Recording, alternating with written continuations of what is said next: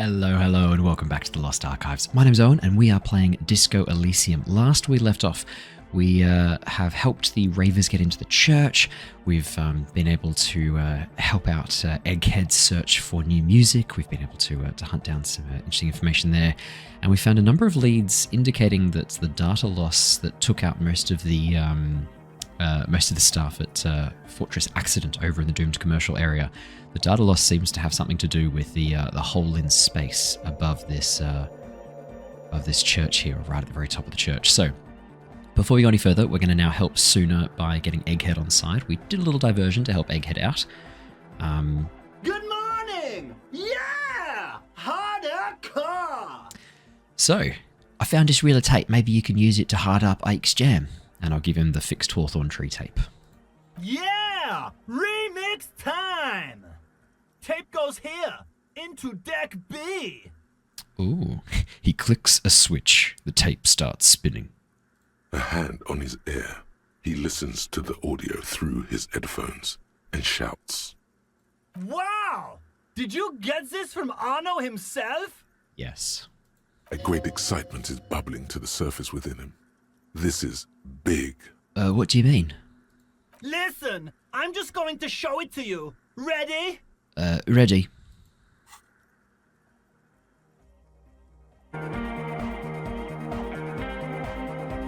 Okay, that's pretty cool, actually. Unfortunately, I'm going to have to talk over this a little bit because I suspect it's going to flag up with YouTube. If it does not, you'll hear this bit. If it does, I'll have cut this bit out. Here's that? The signs match perfectly! Now, if only we had the beat for the full assault, it would be unbelievably hyper! What is this? It's good. How did you guys do that? You're right, it's uncanny how well it all goes together. Something must be going on here. Yes, but what if Van Eyck based his remix on some forgotten local melody, like a folk song, and you just found the original piece that inspired him to create this jam? That would explain why it fits so well. Would actually. Nah, to me it sounds like classic Van Eyck. I don't think he needs any inspiration from folk songs. Maybe he lives in Martinez and just threw away part of his song because he thought it wasn't good enough. I think it's just happenstance. Chaos in action. Contingencies of our limited existence. That and Egghead's fantastic talent. He nods to his friend behind the turntables. Noid's right. Egghead's technical talent is the key. No, this is definitely part of the same song. Something cut from it. It fits too well. Something mysterious is going on here. Oh no, it literally could be any of them.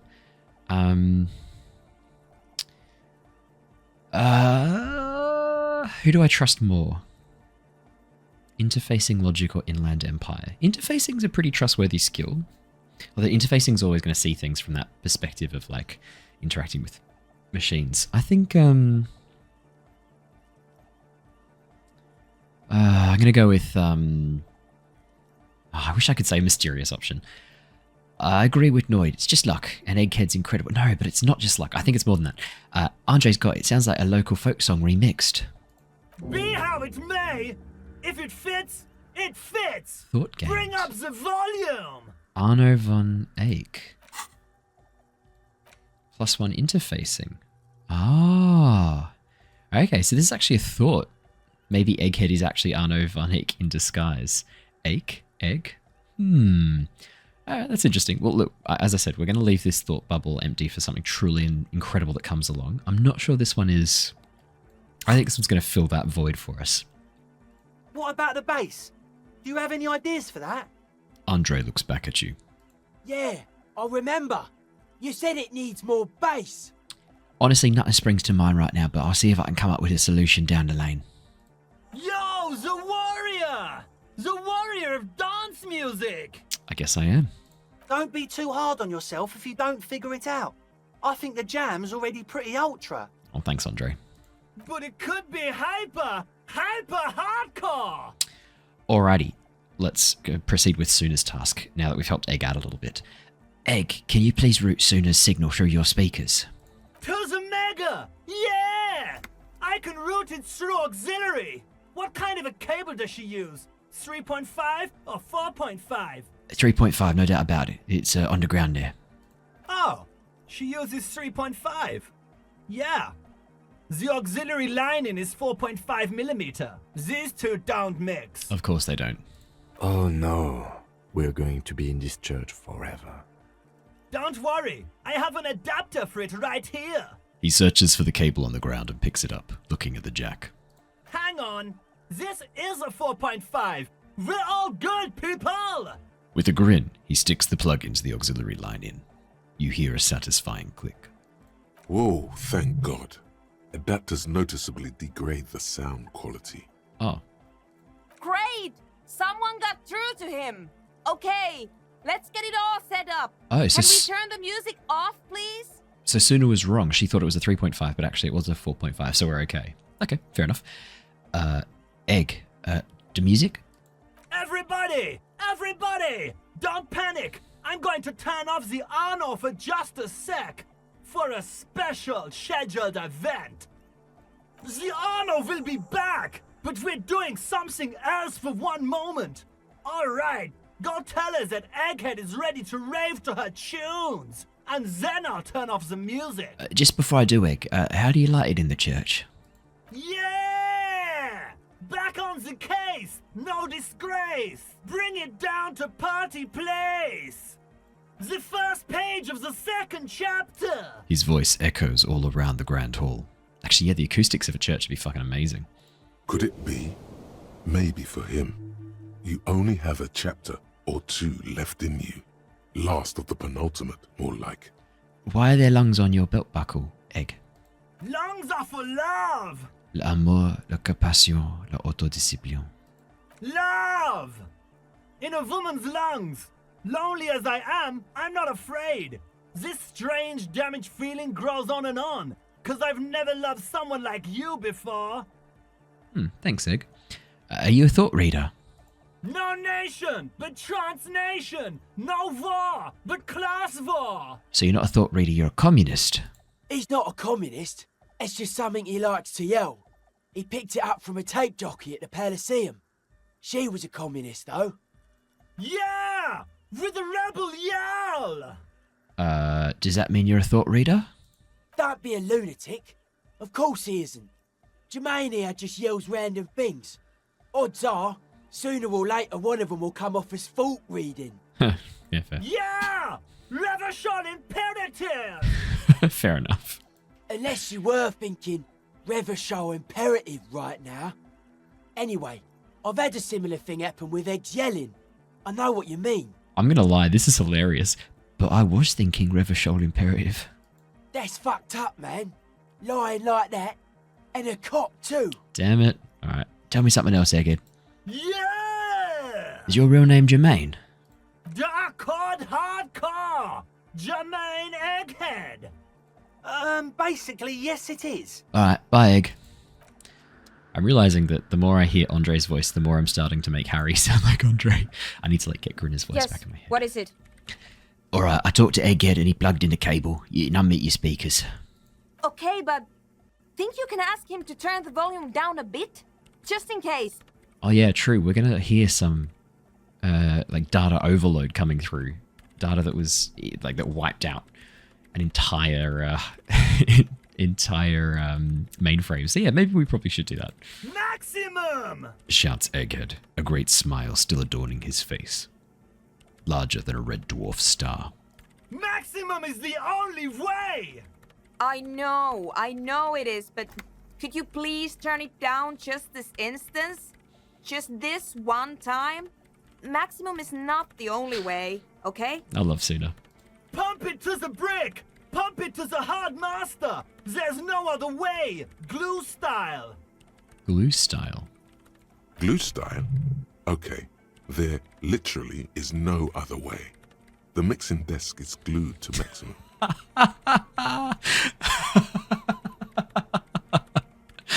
Alright, fair enough. See? He pumps it to the hard master. It's hopeless. No, Suna, I think what Egghead's trying to say is that the volume button's stuck on maximum. Of course it is. She shrugs, consigned to her fate. Yeah! Permanent enlightenment! Ray of sound! Never mind then. Let's get on with our project. I'm going to unmute the speakers on a count of 5. Everyone ready? She looks around the church. Egghead pumps his hand up in the air, waiting for the beat to drop. Good on you, Egg, Born ready. says Andre. Ready. Yells Noid. I'm ready if you two are detectives. The lieutenant nods stoically. Not so stoically, his hand moves to the gun holster. Interesting. Kim. Suddenly, your palms are sweaty. The church seems cold and large, somehow. Okay, ready. 5, 4, 3, 2, 1. Mute disengaged. She lifts her hand from the keyboard. Complete silence fills the room. No wind outside, no waves, no floorboards creaking. Total, continuous silence. This is unnatural. The woman looks around. In the silence, you see dust move on the floorboards. The driver of the speaker vibrates in the air and then stops. Plasterwork begins to crumble down the walls. Uh-oh, I don't think we should have done this. In the silence, a low hum starts creeping up your spine. It's a song inside you, not in the speakers, not in the room. A great bass sigh in the basement of your mind. Slowly, it builds until the air around you starts to vibrate. It will devour everything. The floorboards, the glass, the streets and the people. Nothing will remain. Guys, what's going on?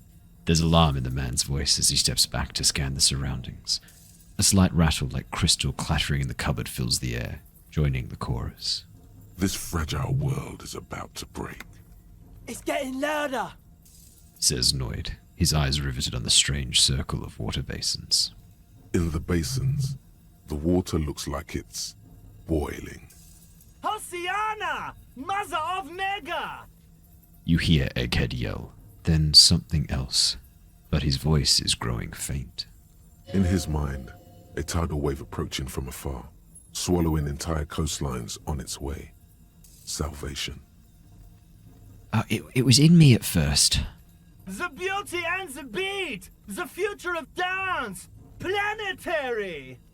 No, Egg! It's the window! The glass shards around Dolores Day's vacant heart appear to be vibrating from the sound. It almost looks as if she's alive. In the corner of your eye, the lieutenant steps aside, cautiously, his eyes searching for a possible evacuation route. Kim, you cannot abandon me here. The window is going to come down. No, the roof! Shit.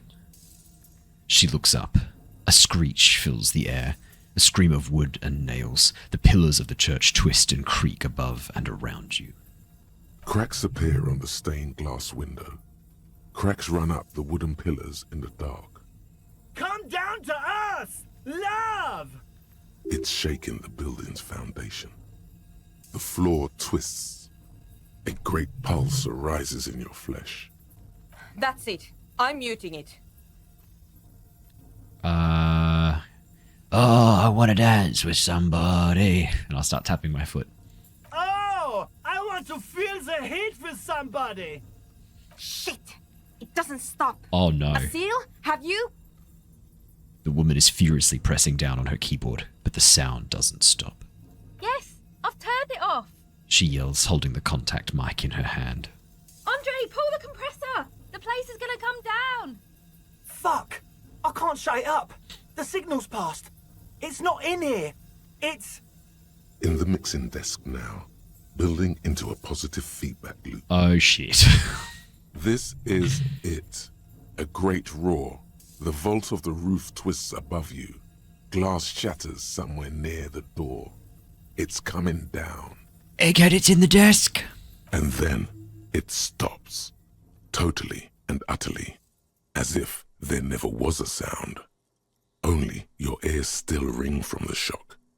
Everybody is staring at Egghead, holding a dangling cable in his hand. A black 3-pin connector. Egg. I pulled the plug.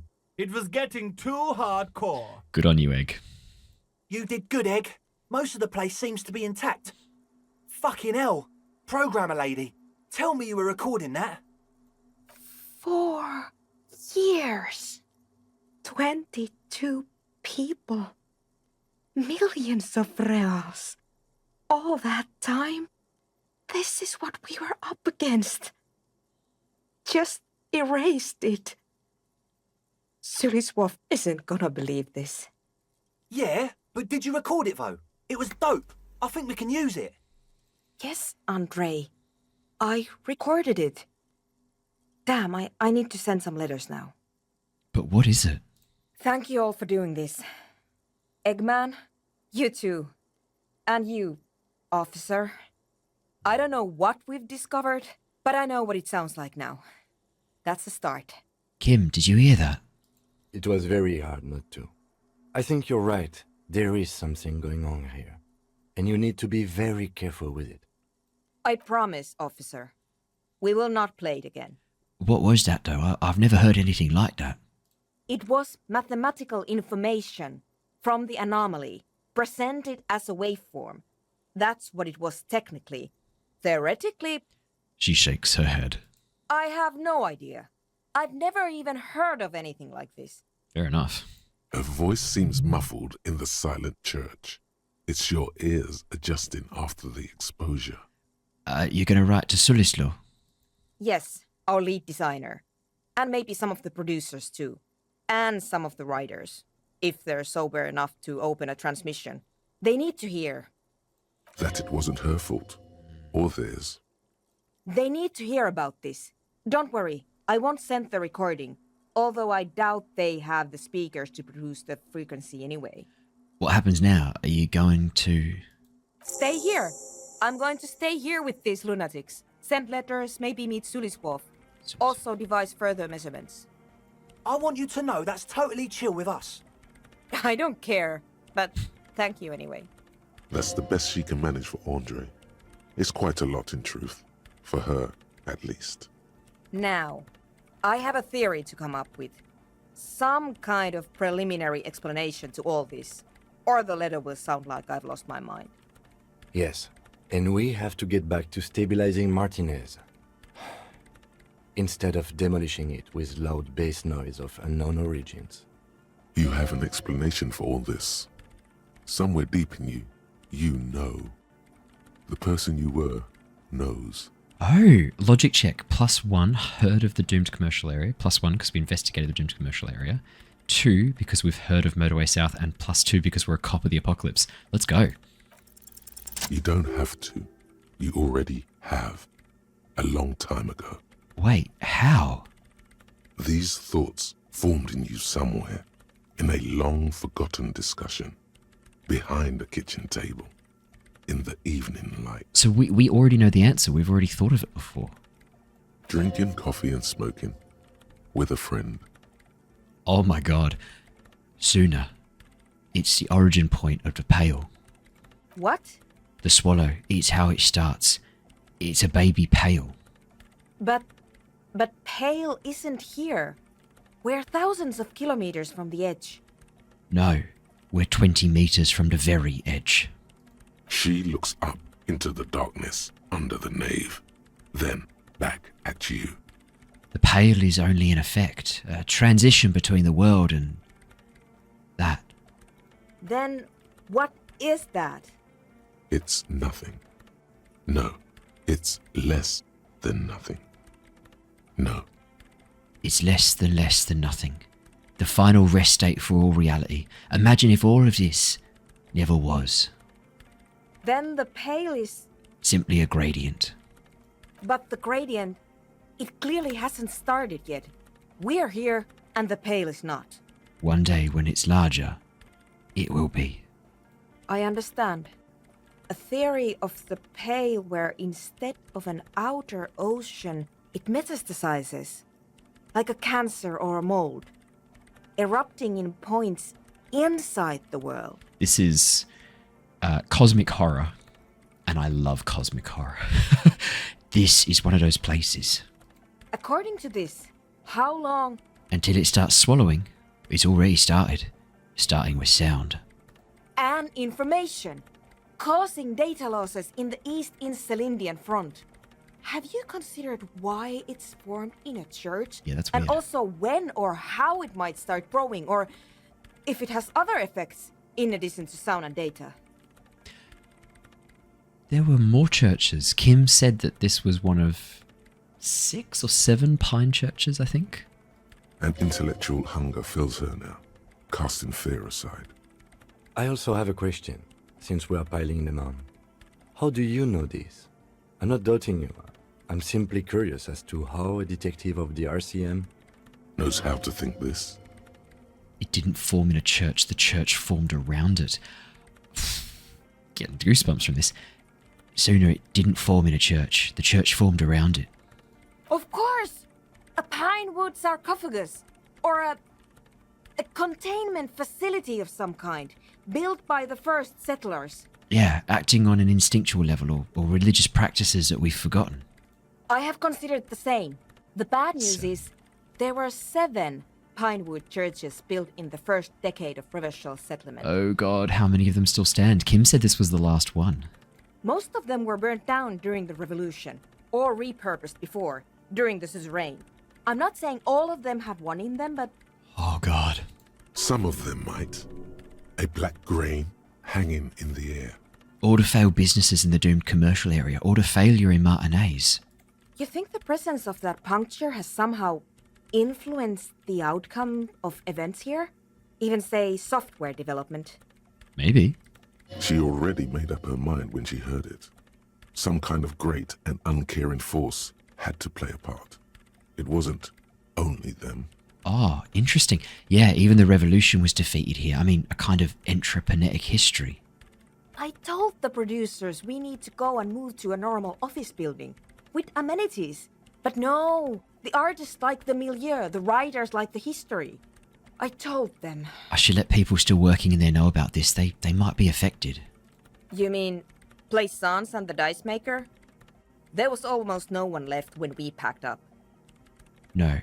Yeah, both of them deserve to know. Then go tell them.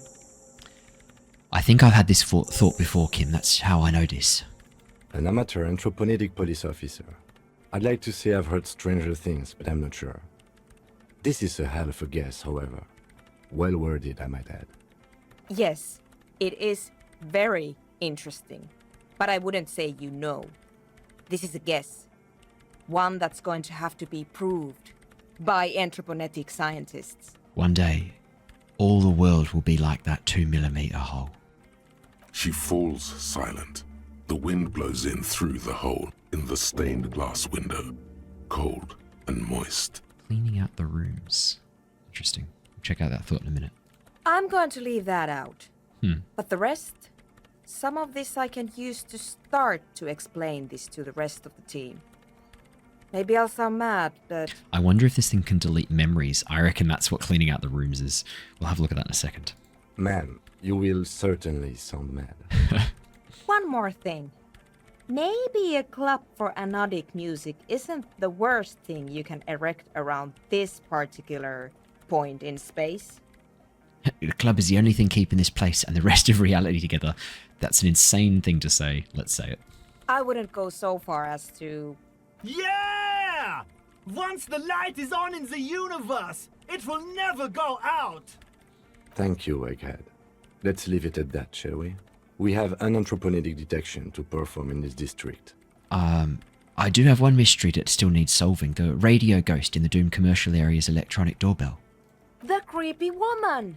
We were wondering about that when Ah. we worked there, but I had completely forgotten about it ever since. So they've heard it too. It must be anthroponetic crosstalk, the one you get in radios and long-distance calls. Now it makes sense, with the pail right on the doorstep. So we're not hearing a recording, we're hearing the past? It's actually like playing it back in time, right? Because that's how the pail works. It shows information from the past. Incredible. This would also explain why we get it on the police radio all the time. Entrepreneuric crosstalk. It's quite common, actually. When the signal gets routed through Pale, all kinds of irregularities take place. You may hear snippets of someone else's conversation, or the voice of your former lover, or an echo of an event that took place 100 years ago. Pale is a shroud of memories, and it doesn't really distinguish to whom those memories belong to. You could hear anything. That makes sense. Thanks for explaining it to me. Anytime. I'll let you work in peace now. So, cleaning out the rooms. No temporary research bonus. Someone's been walking around in your dreams lately, looking for something. Tidying up, rearranging, storing away all the unrealized dreams, putting old pains in boxes. The worst nightmares have settled down for a while. A spot of light on the bedroom door after the dark. The fluttering of eyelids in the spring sun. A thought that arrives only to disappear again. And yet there's a pattern emerging. Do you know what? I am going to internalize that. Mostly because that poetry has just given me goosebumps. And if it's got no temporary research bonus, it must have a hell of a final bonus. 5 hours, so it's a little bit of a long one. I was going to say, are there any other ones of these that we don't really need as much anymore? I still want Jamais Vu and the 15th Indo Tribe. Although we probably don't need the 15th Indo Tribe anymore, because we're now getting more money than we could ever need from Dom Center. I'm keeping the Fairweather T500 until we fight people that we don't like, and I want to keep the aces low because +2 empathy towards Kim and +1 esprit de corps is fantastic. That was incredible. So we'll go talk to the Dice Maker and Plaisance. We'll also talk to Gart and tell him the situation as well, because now we know the whole situation. Let's see if we can help Egghead with the beats, because we just recorded the most incredible bass that's ever been recorded. I'm wondering if we could maybe, I don't know, use that in his song? Good morning! Yeah! Hardcore! The words echo magnificently throughout the nave. Whoa, Egg, that was some crazy sound we heard before. Yeah! It was awesome and scary. Very hardcore. Awesome and scary. Too hardcore, in fact. I couldn't control it at all. What happened? It sucks up all the air in the mix until it's the only thing left. Starts compressing itself and everything around it. Completely fills up the headspace. Extreme. But what if this is the answer to Van Eyck's jam? We could use the sound for bass. Oh! But how? What do we have around here to achieve some sort of parallel processing? Yikes. Why is our interfacing so low? Our interfacing should be incredible. Oh, it's actually not that great. +2 from items. Oh, our interfacing's nowhere near as good as I thought it was. Let's give it a go, and we can always dump another skill in. Actually, I'll just jump out. Are there any other items that improve my interfacing? Even just like 1 or 2 would be incredible. These gloves give us +2. I should be wearing the Fairweather T500 Cuirass, actually, but I won't do that right now. Let's see if we've got anything for interfacing. Better interfacing. I don't think we do, actually. No, I don't think we've got anything for interfacing. I was hoping this one might give us a bit of interfacing. That's okay. Let's give it a go. Let's give it a go. And if we fail, I'll dump another point in interfacing. Good morning! Yeah! Hardcore! The words echo magnificently throughout the nave. Oh, that's a tough interfacing check. The audio onslaught can be tamed. Connect the dots.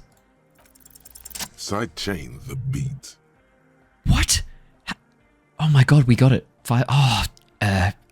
Sidechain. What does it even mean? Listen, you can use the compressor to select between which track it's compressing, either the auxiliary signal or the main input from the tape. Make it alternate between the signals. The compressor controls the gain based on the level of the signal on the aux sidechain input. It will allow maintaining a loud sound without peaks that fill up all the headspace. Okay, Egg, you need to start sidechaining it, and I'll explain the concept to him. Sidechaining it, you said? He turns down the music, his hands moving deftly across the mixer, setting up the necessary controls.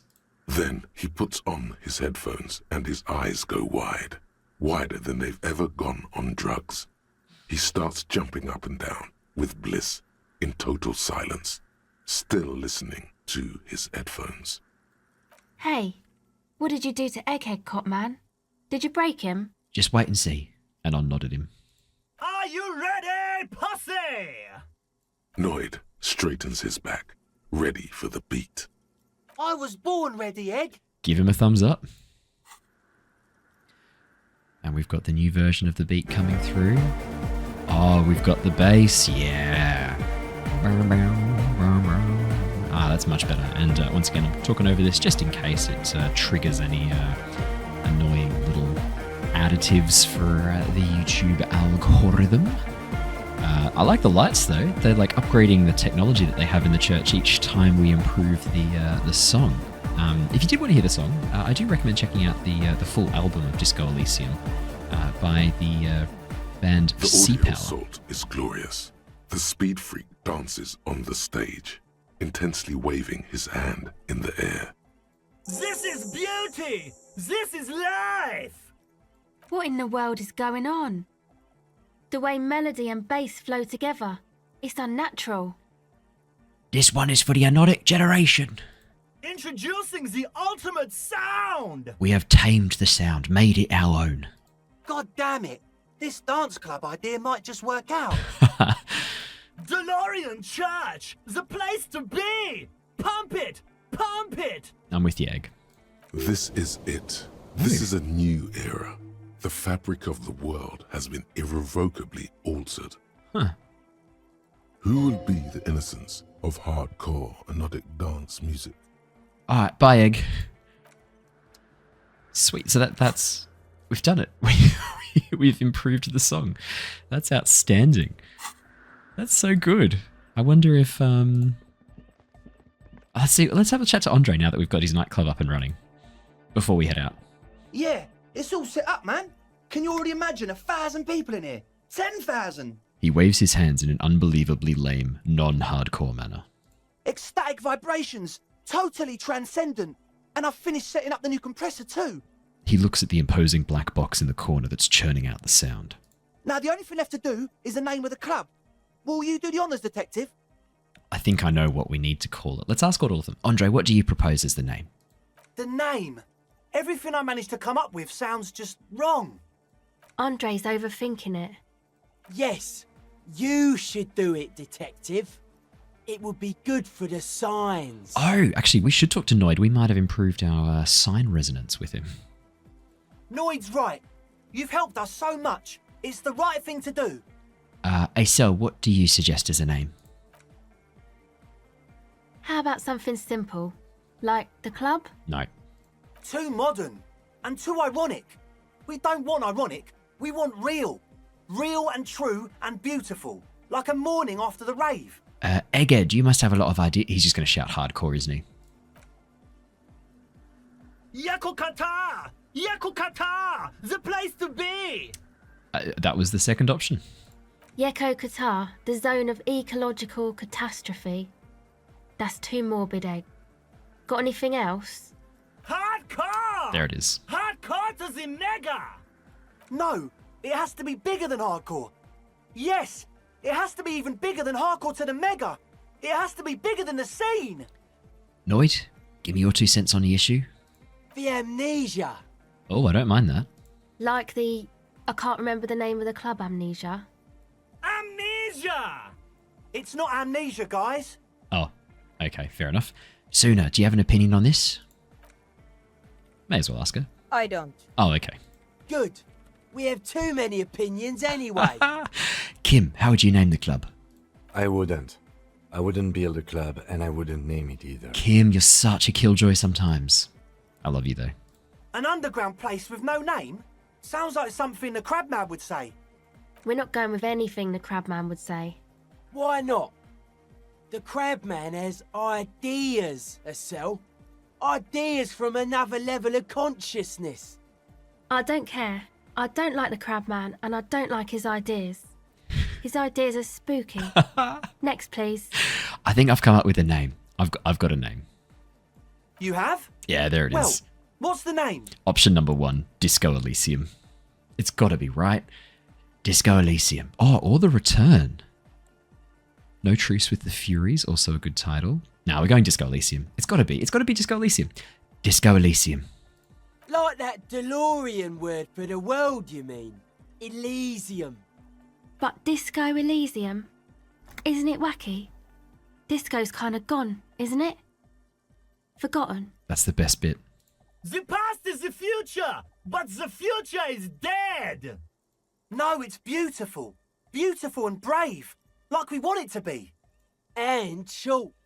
And memorable. It's settled then. Everyone welcome to Disco Elysium. A light beam washes over the dance floor, bathing it in violet blue. Andre breaks into frenzied dance-like motion to celebrate the name. Someone turns up the beat. You should go with the flow. Join in on the experience. I'll start tapping my foot. It feels good. It feels right. But what is this? What is this thing that Andre is doing with his limbs? What are you doing, Andre? And I'll observe his movements. I'm dancing. He performs yet another strange pattern of moves, but it doesn't look very cool or modern. Honestly, it looks kind of lame.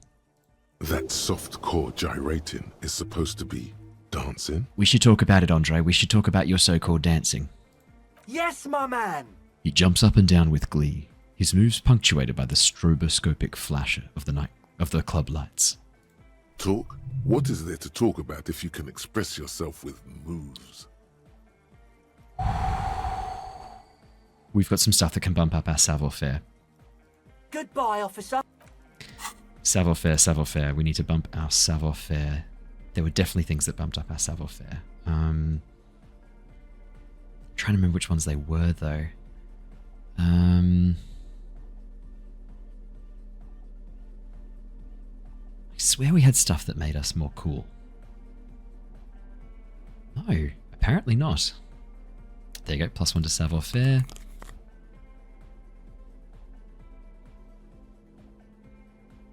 Alright, it's a white check, we can redo it. Oh, hey, man. It's good to see you. He dances over to you in an inexplicably soft-core manner. It's embarrassing. Savoir-faire impossible 18, no words. Just dance. You close your eyes and dream of the shapes your body should form to bring this strange music into life. For now, such ferocity of motion is beyond you. But just imagine the moves you could pull to this futuristic beat. That's it for now. Goodbye, officer. That's alright, we've been looking for an excuse to bump up savoir-faire again. Have we? It's on 5. Yeah, go on. Because then if we've got any items that don't bump it up, let's go. Oh, hey, man. It's good to see you. No words, just dance. You close your eyes and vacate your skull, leaving your brain to wonder, where did that little fluttering light go? Total darkness. You sink down the darkest fathoms of your own personal deep, vertebrate by vertebrate, through the unformed skulls of your mind. Here it will begin. Where did the church go? Who fucking cares? I hate waking life. No, I don't. That's not true. I'm scared. Good. You should be. But where did the music go? Oh, don't worry. The music's still there. It's you who is gone. No, really, why can't I hear anything? This is a pivotal moment. Try not to piss yourself. Concentrate on hearing. Nothing. Just the immaculate silence of your spinal fluid. Electrified. What was that about unformed skulls? I'm gonna let you in on a little secret. Every vertebrae in your spine is an unformed skull ready to pop up and replace the old one. Like shark teeth. The one you're currently in has a little brain forming in it, waiting for its turn. No, it doesn't. No, it doesn't. To rule the world. Who are you? I am the spinal cord. What do you want? From what I can see, it's about to bust a move. I'm gonna bust a move. Foolhardy, do you even know what's happening on the surface? Maybe 1,000 years have passed. Or maybe you started spazzing out like 2 seconds ago. Oh, yeah, I've got no idea how long it's been. With your eyes still closed, the first thing you feel, all the way back in the pivoting darkness of your own torso, is warmth. You have become a triumph of rhythmoplastics, somewhere in a smelly wooden church on the coast of Revachol. The wounds from the war you waged on your body are healing, twist by twist, Open your eye. by turn. Open your eyes and dance like you've never danced before. You have become a flawless interlocking mechanism, a flesh and bone approximation of the throb coming from the speaker setup of the one called Eggheads, entirely, rigidly imbecilic, without pity or fear. We look amazing, especially with the Kvalsund multi-tool in our hand as well. Free from self-awareness, no deliberation, only, and I mean only, execution. Oh my god! No way! The Speed Freaks would-be leader stands slack-jawed in disbelief at the hardcoreness on display. This is really happening.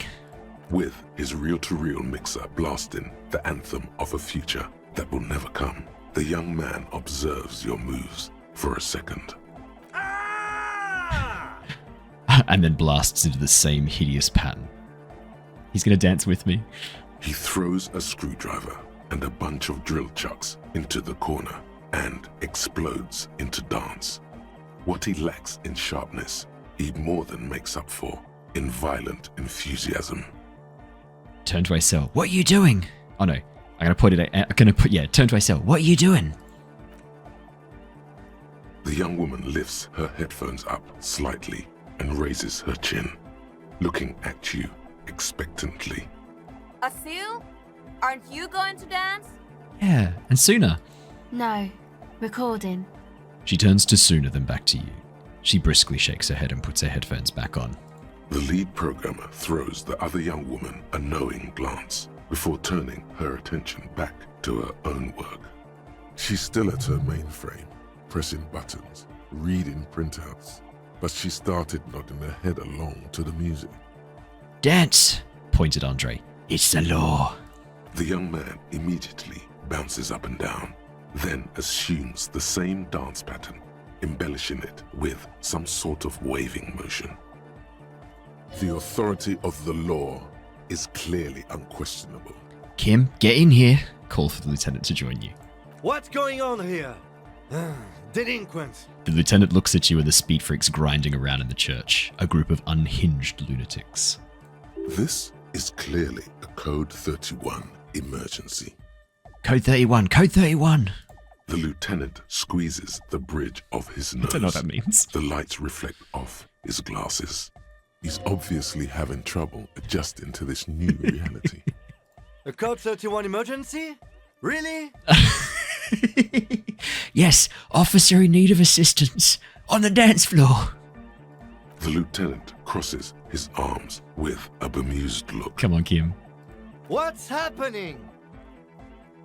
The lieutenant is forced to yell over the futuristic music blasting from the speakers.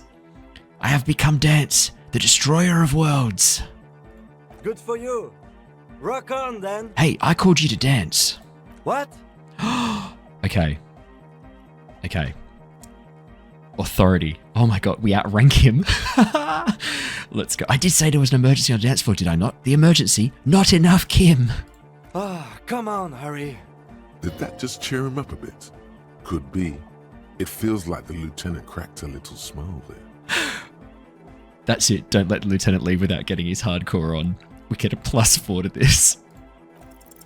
Who's the one in charge? You are. Lieutenant, I am only going to pull rank on you one time, and that time is now. Are you kidding me? I assure you I am not. Now get your groove on, Lieutenant. Get my what on? The lieutenant leans closer, unable to make out your words over the pumping beats. I said get your goddamn groove on, boogie woogie. Sheesh, okay. He backs up with his hands raised in the air, observing the crisscross of your feet. Did we actually just convince Kim to dance with us? Okay, you psychopath. I see what you're doing there. It's jacked up footwork, plus some... Is that Ubi folk dancing? Nah, it's not Ubi folk. It's hardcore. It's probably Ubi folk. Yeah, whatever. I'm going to say nothing but push the footwork extra hard. That all you got? I did 15 years in the juvenile crime unit. I can do age inappropriate. Come on, Kim. Now, check this shit out. Yes, Kim. The lieutenant begins to heel kick the church floor with such intensity, it's reasonable to fear he'll kick a hole right through it, causing the floor to crack and the pillars to collapse, bringing the church roof down on all of you.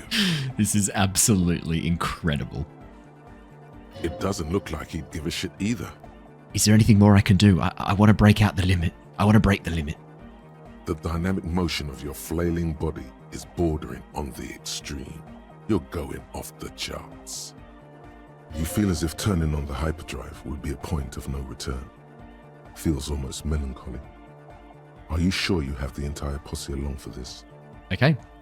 Together, where are you? Here we go again. Hardcore fills the air.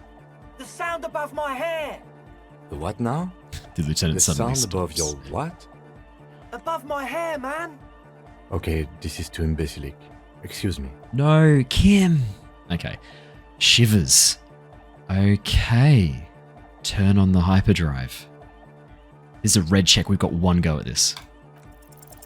On the coast of the Martinez Inlet, in a small weather-beaten stave church, built 380 years ago by settlers from the Occident, most likely to guard against an anomaly at its center, an officer of the RCM is contorting his body into idiotically rigid shapes as he invents the future of dance music. It's the hardest anyone has ever danced.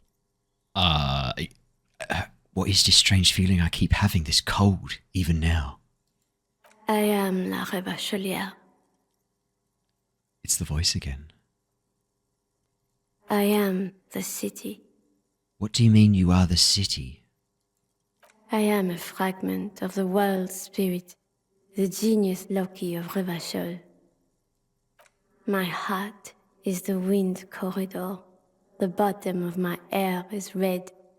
I have 100,000 luminous arms. Come morning, I carry industrial dust and let it settle on tree leaves. I shake the dust from those leaves and onto your coat. We're talking to, I guess, like the personification, the soul of the city. Okay. The voice actor who is voicing La Revachol is incredible, by the way. I am literally getting shivers listening to her speak. I've seen you. I've seen you. I've seen you with her. And I've seen you without her. I've seen you on the crescent of the hill. How are you talking to me? The modulations of my voice are noted down with thermometers and barometers. You feel me in your nostrils, on the little hairs on the back of your neck. I also reside in your lungs and vestigial organs. Everywhere there is space. But who am I? Why are you talking to me? You are an officer of the citizens' militia, Jante and Rebut. When you wear your coat, you wear my soul. You move through my streets freely, in motor carriages and on foot. You have access to the hidden places. You also circulate among those who are hidden. I need you. You can keep me on this earth. Be vigilant. I love you. An officer of the RCM is lying on the floor of a small church with his eyes rolled back and his tongue lolling out. Several others are standing around him. He slowly comes to. Had a good rest there? I spoke to the city of Revachol. Fuck yeah! I bet you did. Those were some advanced moves, man. That's all great, but we should really get going. We spent enough time doing aerobic exercise for today. Oh my god, okay, yeah, we'll get up. That was incredible. Okay, I need to pump more points in You might Shivers. be imagining it, but it feels like Egghead turned the volume down. Such is his respect. Man! Now, man! Now, The would-be leader stutters with excitement. now imagine if we could do that, right? But with like 1,000 people. End of human development. Mission complete. Right ecstatic. All right! You're absolutely beat. Muscles relaxed and feet like noodles underneath. Andre, I've been meaning to ask you, what's with the hair? It's to express my individuality. Is that a bald spot? It's hard to tell for sure with the fused together spikes, but it looks like he's balding. Or is it because you're balding? Or because I'm balding, yes. I want to fuse the remains of my hair together before it leaves me. I want to show my hair. I don't give a fuck how old you think I am. I'm 20. How old are you, Andre? Not 20.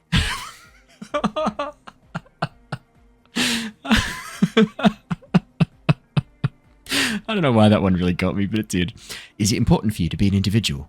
Of course it is. Otherwise, I'd just be another poor guy with no education and no money. General issue, man. Now I'm all that, and I have radical spikes. Fair enough. Maybe it was a bad idea. Anyway, That's it for now. goodbye, officer. Oh my goodness. Incredible. I can't believe... Okay. Oh, no. So... What is our Shivers at the moment? +6. Oh yeah, let's put our normal clothes back on. We don't need to worry too much about the continued savoir-faire. And we will put our... Because what is our empathy? Empathy's pretty high, right? Yeah, still on 6 with that, so that's fine. I think that's a better system set up anyway, because it gets us where we want to be. Oh, that extra point in savoir-faire. What is giving us that extra point in savoir-faire? The track pants. That makes sense. Oh my goodness, that was really cool. Let's talk to Acele really quickly. She didn't really want to join in. She's whistling a melody, her trusty contact mic attached to a wooden pulpit. At the sound of your footsteps, she stops what she was doing and turns to you. Why does that trill sound familiar? Hey there. I've been recording some new audio from all these beams and rafters. The sounds travelling through the wood are pretty cool. Creaks and stuff. Like you're underwater, you know? But like, underwater inside a tree. It's pretty cool. And yes, I'm being more like Contact Michael, right? Don't even bring it up. Okay, fine. I really wanted to say, thanks for getting me and my friends in here. And we even found some new associates, such as they are. How's everyone doing? Good, I think. Noid is getting a read on the place. I think he finds the carpentry very impressive. Andre's been setting up the compressor and dancing. Egghead's been keeping the party up. He's got the stage under control. Sauna, the programmer, she's doing whatever she does. Behind that radio computer of hers. She doesn't talk to us much. And the crab man hasn't shown himself, thank God. Have you seen a red-haired woman around? No. No. Just no? It's pretty desolate here. I only hear the dogs bark at night and see the shadows move down the coast. Teenagers skulking around. Gang members looking for a hole in the Union's defenses. Maybe Ruby too. But she wouldn't be able to tell from here. That's good. No neighbours to complain about noise when you get the club going. Exactly. It's our chance to turn the grim desolation into an overwhelmingly fun dance party. Now, can you tell me about your associates? Sure. You helped us out. I can repay the favour. Tell me about Suna. What do you want to know? Yeah, tell me about Suna. She's a bit odd, I have to say. Doesn't talk much. I'm not really sure how to vibe with her, you know? Seems like she's not in a very good mood most of the time. But earlier today she told me about Welkins. And she seemed oddly happy, like she had some idea with those little creatures. Some artistic idea. I didn't really listen, I was busy with my mic. What about Tiago? Oh, the crab man. Still gives me the creeps the way he moves. But he doesn't actually come down that much, just climbs around the rafters. What does he eat? And where does he poop? I just tried to stay away from the crab man. But he talks to Noid. They seem to have some thing going on. Oh, he talks to Noid. What for? Beats me. Noid said they get along somehow. They're both crazy enough, I guess. What does he do up there? Who knows? He doesn't really answer our questions, see? Not that it's easy to ask them. What are we supposed to do, yell up at the tower? Yeah, true. Thanks. About the others? Who do you want to know about? Tell me about Andre. Andre? He's a cool guy. Doesn't really come off as one, but he is. To me, at least. He takes care of shit. Sorry. I mean, he's got a vision. For what life should be, you know? He tries to push things until everything falls into place. He's an organiser. She still doesn't want to swear in front of me because of the outburst I had last time. What's he organised? Nothing. But then again, there's nothing to organise around here either. He really wants this church thing to work. Must have taken it as a sign when he found it abandoned like that. Said it was an augury. I don't know where he got that from. Andre's not super intelligent. I've never seen him so psyched about anything though. And he's often psyched. Looks sort of desperate, like it's his last chance or something. Or maybe he was just high. Also very possible.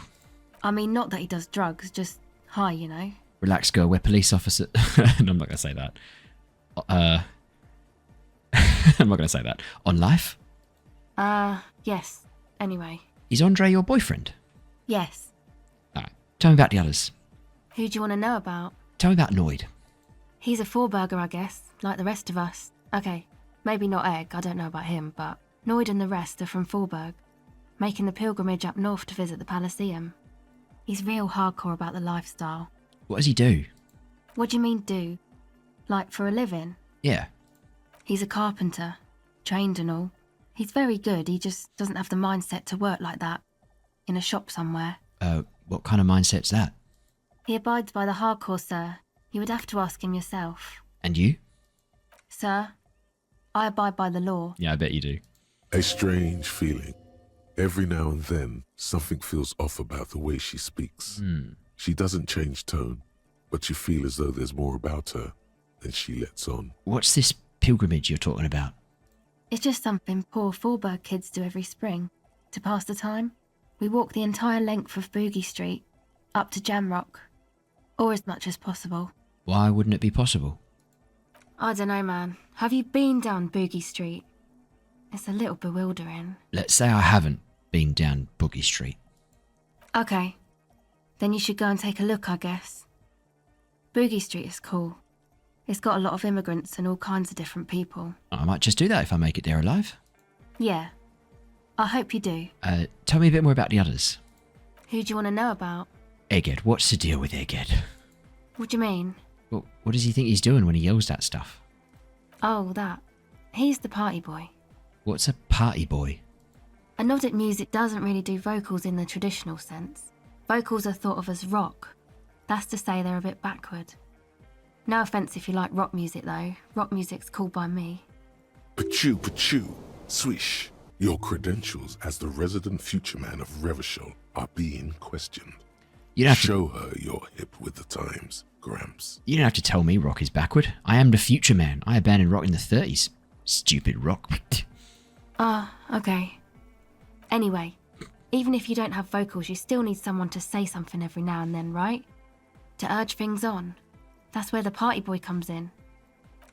He basically just stands on the stage and dances and yells how awesome everything is. It's very catchy. Yeah, that makes sense. I understand.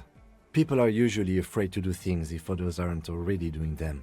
Dancing makes you dance, like sneezing makes you sneeze, or yawning makes you... Anyway. He looks around, a little embarrassed at the enthusiasm of his interjection.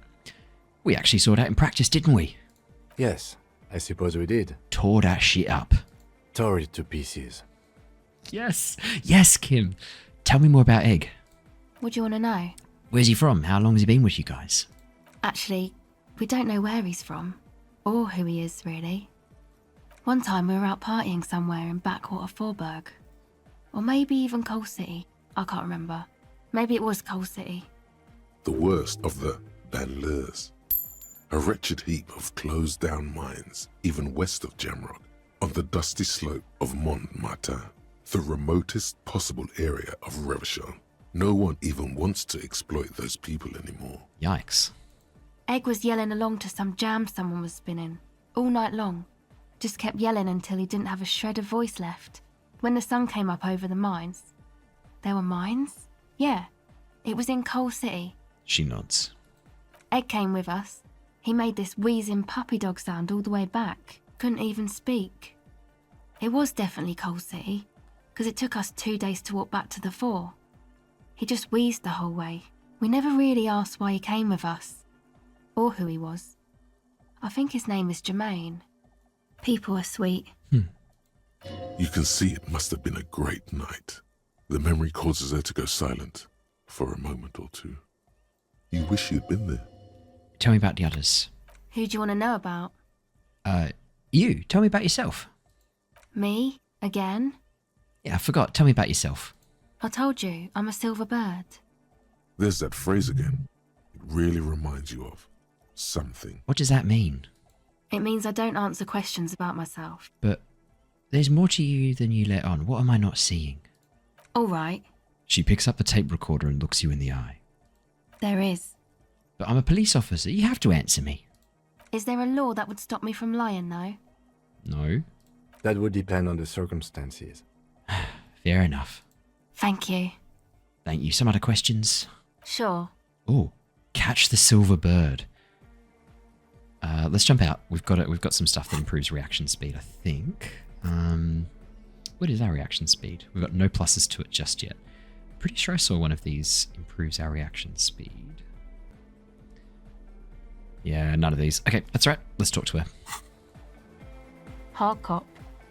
She nods to you with respect and turns off her recording device. Let's catch a silver bird. O pasaro de agint. It flutters by your ear. It's what the Zemoyaki, the Gradian community in Revachol, call a person who never breaks under interrogation. It's an organized crime term. O passare de agin. Excuse me? She casually brushes her hand through her hair. She's attempting to remain calm, but the phrase made her flinch. I remember now. It's a Zemlaki term for someone who won't break under questioning. Organized crime term. What do you mean? The silver bird. All right. My father was a Zemyaki. He died years ago. He was a bad man. Not a lot of good things to say about him and what he did. He bought the family a huge house, so we got to live, at least temporarily, in a giant castle in Jamrock. And then he died. What happened next? What do you think? The competition came and took everything away. It was like in a war zone. So after his death, we had nothing left, and we were in danger. My mother had to change her name, mine too. We left it all behind. Sure about that? What about this drug lab plan? It was a stupid idea, and I'm still disappointed I came up with it. Aren't there any local authorities who might look down on such activities? I took that into account, of course. Coordinated the operation with the débardeurs. Else they might get unhappy. Hang on, so you're saying Everard authorised this? Not in person, but I let them know. You can't do anything without the fat ones getting wind. It wasn't too difficult to convince them, really. It's a good thing you ended that mess, though. I felt I was turning Dadwise into a corrupt business person. Unpleasant. Interesting. Hear that? Set justice on its feet. Confront Everard. Come on, this is all fine. But you don't have anything on Everard now. That's not how these things work. It's all good to know, but let's leave it at that. Do. It's for the best. That's it for now. Yeah, we're not going to get anything out of Everard for that. It's just going to make these guys' lives harder. You got us in, cop. I can't believe you got us in. He looks around the hall, examining the carpentry. With wonder in his sharp eyes. Between you and me, I don't know if you've noticed this about me, I'm a little suspicious of authority. But you really came through for the hardcore underground. You know it. Yes, you really came through for the hardcore underground. How come? The would-be leader is cutting some futuristic shapes on the floor, sweating profusely. Acele using her contact mic to listen to a tree underwater. The one with the large head is blasting the dance track on repeat, while the stained glass window behind him is rattling from the bass. Sire, the tent. 'Twas a security risk. And in here, sanctuary. 'Twas only noble of you. Better here than in that tent. Wasn't safe, Kim. Okay. The lieutenant keeps it laconic. What he means is, you're right, actually. The tent was a safety hazard, and this place was deserted anyway. So, Noid, what do you think about the church? It's a miracle of carpentry. Dead bodies carved into total shapes. Now it can be something more. You say you're as a carpenter yourself?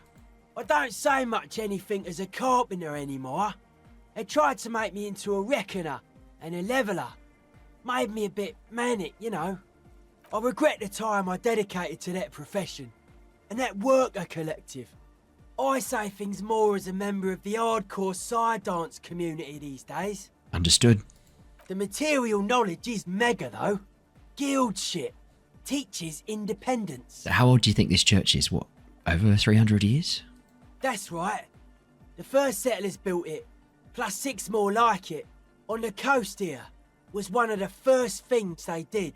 Must have been really scared of something, but I understand. Alone on an uninhabited archipelago, forced to face themselves and nature. Pre-industrial quantities of solitude.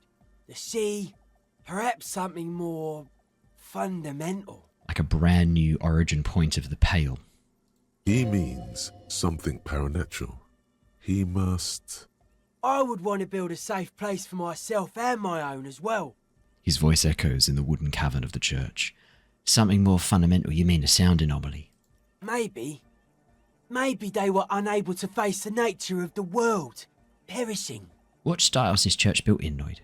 A cop who's into building critique. Okay then, this is folk DeLoreanism, lawmongerer. It's a subset of early DeLorean architecture. I'm not just a cop, Noid, I'm an art cop. Art of core. He nods appreciatively. And what is DeLorean architecture like? Total.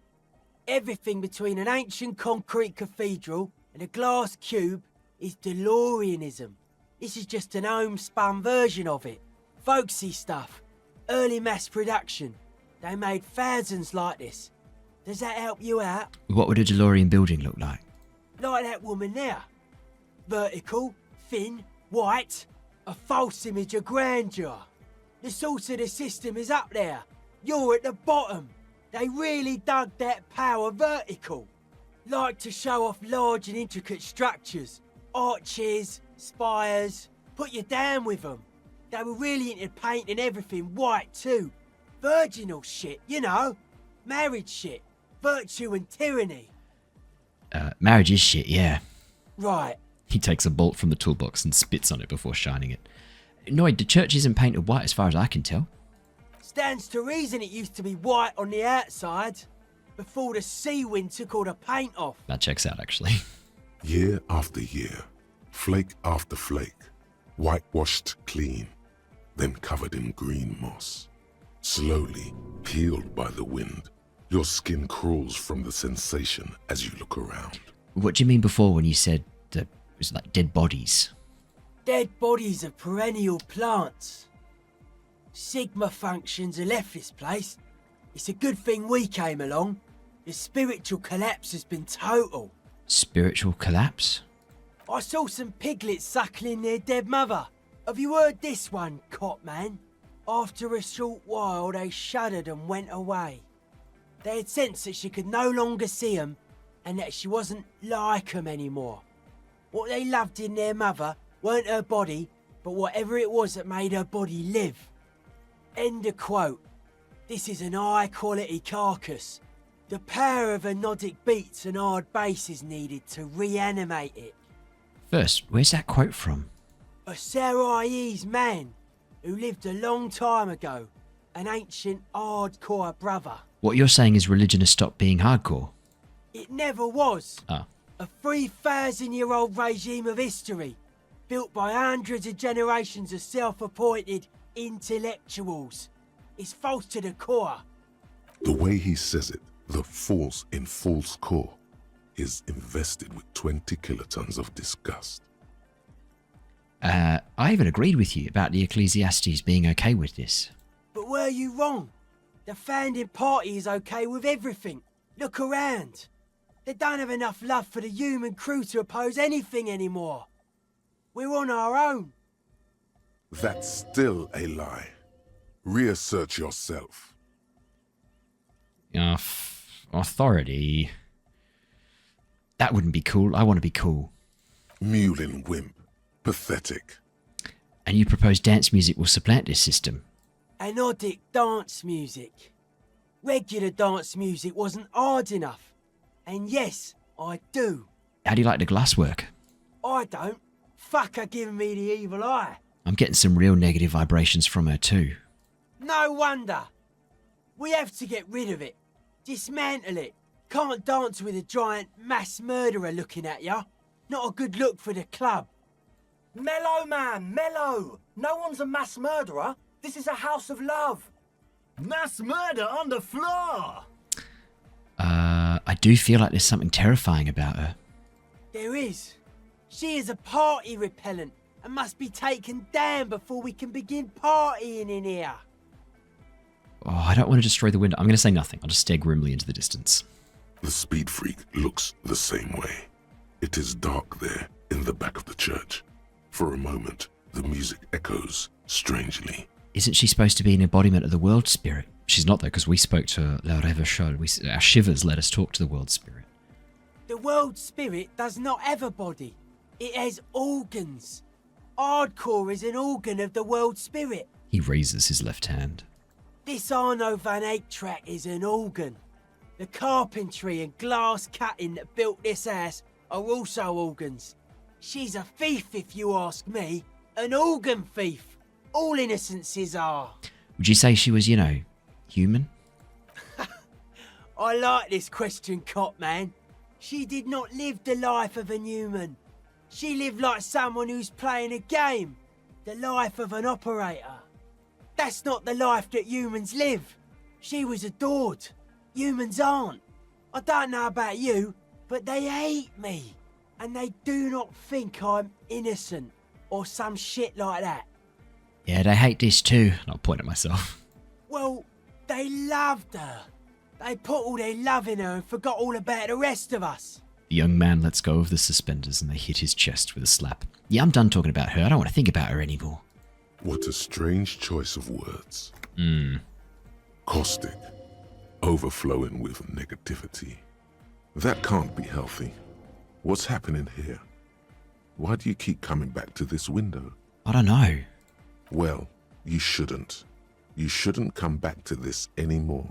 Stop talking about it, please. I'm with you, Volition. Done. I won't talk about it again. How are you settling in, Noid? Hard to say, Cop Man. Signs in here are distinctly wild.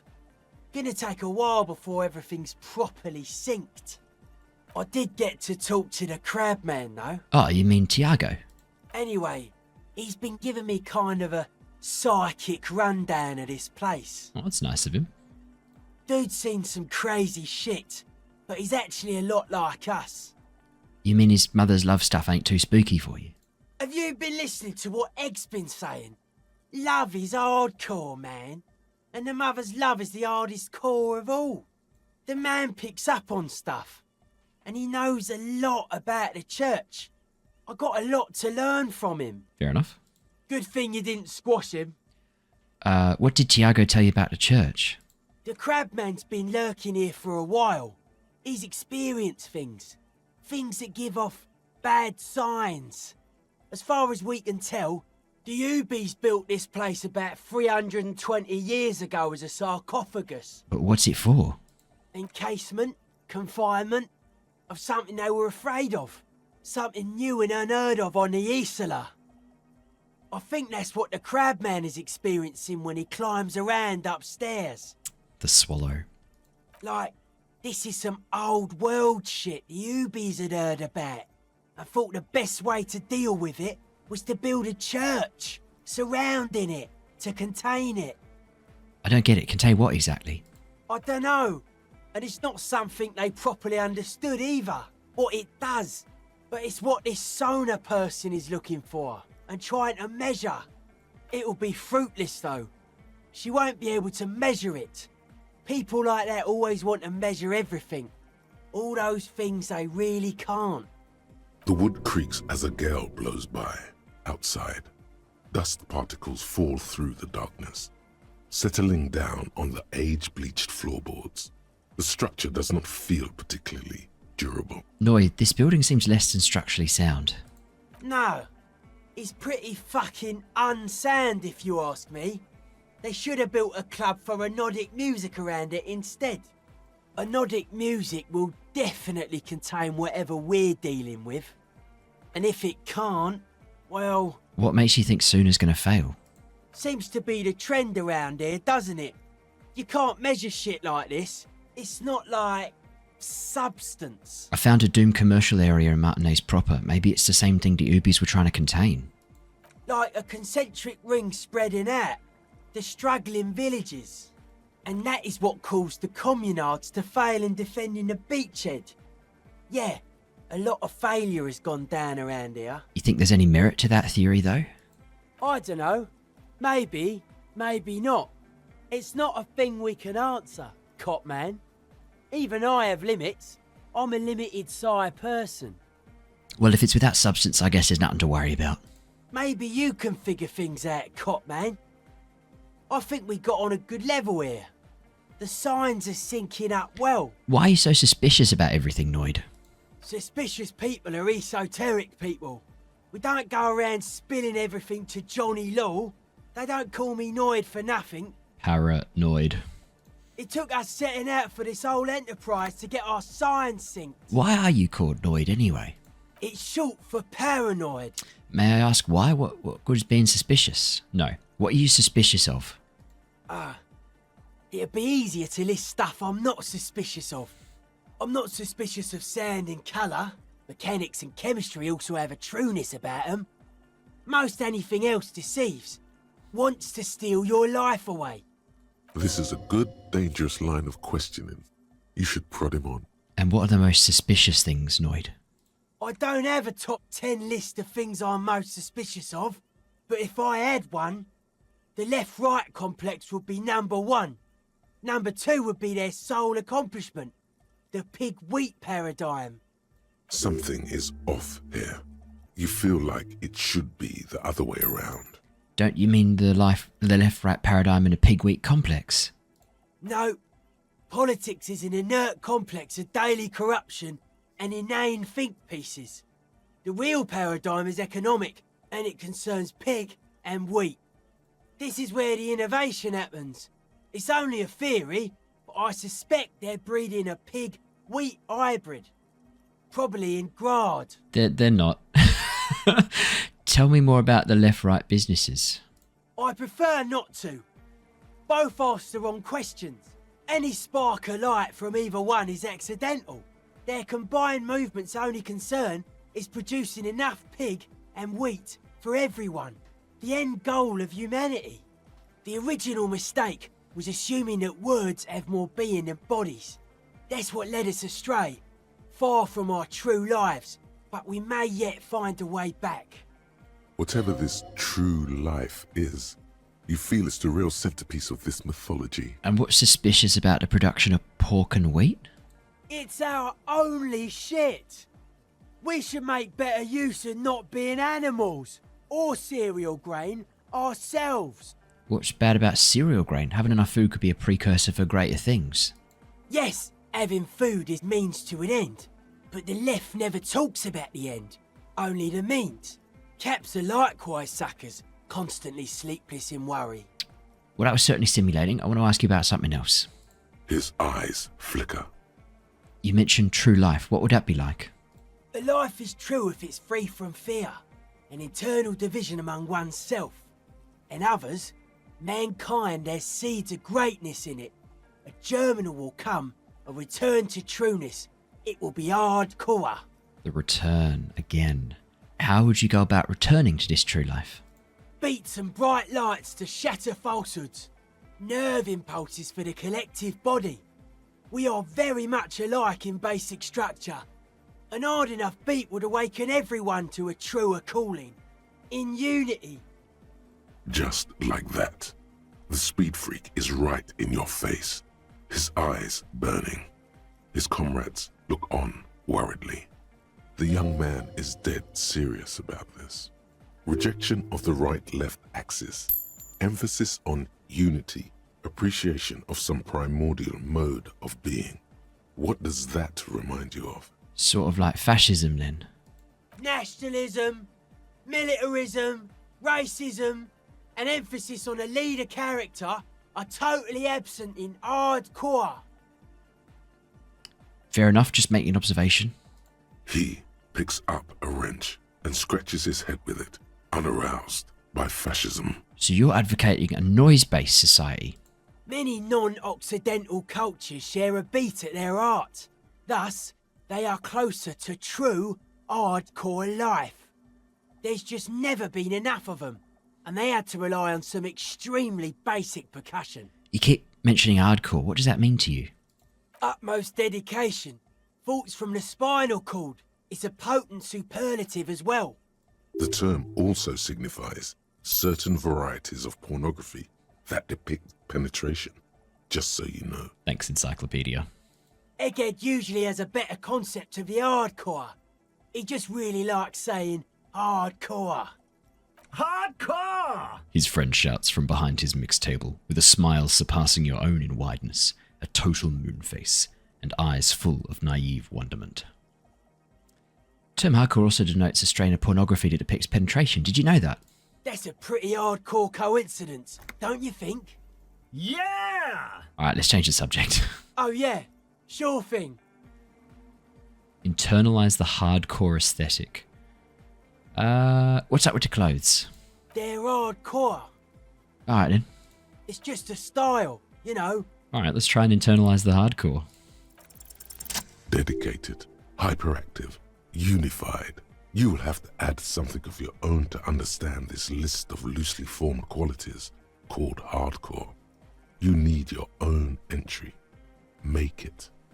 Jumping around, as this sort of music requires, is actually a taxing physical activity and should be dignified with a sports suit.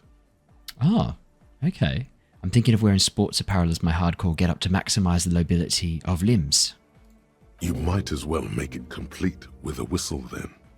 Take care, Noid. Hardcore aesthetic. -2 interfacing because fuck grammar. Okay. We'll keep hardcore aesthetic around in case we need it later on, I guess. Let's check in with... Oh no, we've already talked to Suna since we did the noise. So I think we can safely head out of the church now. Amazing. Well, I'm really pleased we set up the nightclub without it becoming a speed lab, and I'm also really pleased that we got Kim to dance along with us. Oh. Winter, slow to let go of Revachol. Flex some more wet snow from above. Look around you. The snow falls lazily, making the beach sand paler still, mixing with the rust-colored sewage runoff. It has been a cold year. All things waiting for spring will have to wait a bit longer. What am I doing? Looking up at the sky, melted snow dripping from your hat. What do I see? The sky is full of great battleships. White clouds collide with one another, and the world is drenched with their debris. How does it feel? You're warm in your hat and your coat. Like a well-equipped explorer, you comfortably survey the white landscape. Oh, where is Ruby? What's in the west? More winding coastlines lined with abandoned buildings. Crumbling piers, salt water lapping at their dark piles. Grey and red forgotten city blocks. what remains of the pre-revolutionary effort to gentrify the coast. Beyond that? The waters turn black, coal city in the shadow of San Martin, a boom town. Back when coal extracted from countless shafts near the city was needed to power Revachol. No more. The coal was supplanted by petroleum from the ocean floor and hydropower from the Esperance. Everything crumbled. These days, only the weakest remain in Coal City. Their hopes of getting rich linger in the defunct shafts under their feet. What is there? Below the old mines, l'Océan Municipal, Revachol's underground cemetery. Le Petit Rat braved the underground passageways, trying to get to Le Royaume. Le Royaume? Where the Philippian kings were interred, with their doctors and their admirals. Mausoleums, burial chambers, leaf gold still remains on the double door of the morning. That's where Kuno said he was going to go. Yes, to peel the gold off with his fingernails. Le Petit Rat? Children under 14, they go underground looking for artifacts to sell to foreign museums. And for fabled relics. Their parents let them. They go deeper. Deeper? After rubies, melchiorite, lapis lazuli, plundered from Safre and Seol during the time of the suzerain. In the burial chambers of the kings, Grand Old Philip, Guillaume II, and even in the mausoleum of Philip the Opulent. 2 kilometers underground, in a winding shaft along whose walls mirrors have been placed, so that daylight may eternally fall upon the richest of all the kings. 2 kilometers. The mausoleum contains untold quantities of gold, and that special, purest of the pure magenta cocaine, favored by Revacholian royalty. Ah, magenta nose candy. How can it be pure if it's magenta? How can it be pure if it's magenta? Snow falls, and there is no answer. Some things are not for mortals to know. I will wipe the snow from my shoulder. Few Petit Rats return from the shafts. Even fewer find what they're looking for. A small child steps out of the black tunnel with silver trinkets in her pockets. All around her, white snow on the extinguished coke furnaces and on the weather-worn shacks where fathers beat their sons after drinking. The snow melts on your fingers, turning to water. This is going to be a long one. There'll be timestamps. What's in the east? The canal you crossed to get here and beyond it. Martinez proper, the district the police forgot to police. There is laughter, lights, attempts at entrepreneurial activity, cynicism. Someone is scraping snow off their windshield at the roundabout, in the midst of which a statue of Philip III serves as a destination for grade school field trips and a fine perch for winter birds. That's all? Like all monuments, it's also a warning. 6-story ruins on the south side of the roundabout cast a long shadow over the profligate king. And further? A fenced-off yard. There's a truck belonging to a logistics company parked next to the gate. Bright light from a building behind the fence reflects off its hood. Clean white light coming from the windows of a clean cube-shaped office building hidden amidst ruins. A secret. Ooh, okay, we're going to have to try and find that. A fenced-off yard with a truck. So further east. Okay, definitely going to go check that out. What's in the north? An abandoned church that's being turned into a dance club. 4 youths are hard at work there, making it ever harder core. And further north? A serpentine strip of land weaving its way into the Martinez Inlet. Unfortunates on the run from the law, from themselves. Sometimes hide out on nearby islets. Little dots in the ocean that are occasionally submerged when the tide is high and the weather foul. That was one of the potential points of origin of the bullet, was from one of the islets. And on the islets? The remains of a camp on a jagged piece of rock. A tent, old dishes and cutlery, long since abandoned. A hermit crab scuttles among the debris, looking for a new shell. Further out, the lights burn bright on Resurrection. Way beyond Martinez, a popular spa destination for ample-bodied Ozon kids with equally ample pockets. And on the other side of the inlet. Then there's Ozon, but the snow falls too thick. You cannot see that far. Before that, before the curtains are drawn. The Bay of Revachol. Vastness, great depth, over 1,200 meters at its deepest. Water, air-brinier than here. It is crisscrossed by huge cargo ships bearing company logos. Wild Pines, Zam, Morian, and at the farthest reaches of the Bay of Revachol, the shadow of the coalition warship, Archer, on perpetual patrol duty, ready to unleash artillery fire if you were to rise up against the market. You shudder. What's in the south? The raised motorway, 881, with vehicles whooshing past one another day and night, while those who reside beneath the motorway attempt to carry on with their lives in the snow and the slush. And south of the 881 is the Pox. The Pox was once a park, a place for reflection and recuperation for the patients of the old military hospital. In the 20s, it was used as a quarantine center during a measles outbreak that killed many children. Most everyone has avoided the hospital and surrounding park ever since. The Pox is completely wild now. Evergreen thickets covered in snow and industrial dust. Feral dogs and even wolves roaming in packs. The police try to keep the deepest corners cordoned off. But still, heavy drug users do slip through and hole up in the old military hospital, hoping to find something to get high on among the hastily abandoned supplies, or just to overdose in peace. Further south, a line of motor garages with armored carapaces hunched in the cold. A mechanic is hard at work, patching up bullet holes in the side of a Capri 40. These are the garages of Precinct 41. Snow settles on the roof of the repurposed silk mill. It serves as your station. Shivering RCM personnel hurry in and out of the main entrance. Around you, the snow continues to fall. To the west, the ocean swells. No, it was home. I want more. The stairs descend to Central Jamrock. A man named Cooklove has a snow-covered stall there, in the market across the bridge. He sells kebab infested with fly larvae to your colleagues who believe eating it will make them immune to food poisoning. Snow falls on the utility district, the library, the florist, the Sarah Mauritian restaurant that offers homemade wine, and also on the brothels and drug dens and the chop shops of the Zemlyaki. All of this built around a lake that formed in a meteorite strike.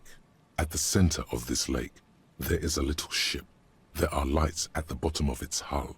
They are lights directed toward the seafloor, looking for something, like whiskers. For what? A chill comes over you, crawling down your back.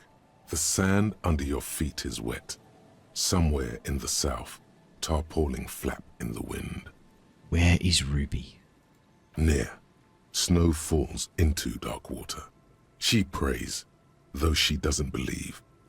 There is a hum in the air. That's all. What's below me? Layer upon layer of sand, poisoned with industrial runoff. The storm drainage, hidden bunkers. Rats scuttle. Tell me a secret of the sands, Wind.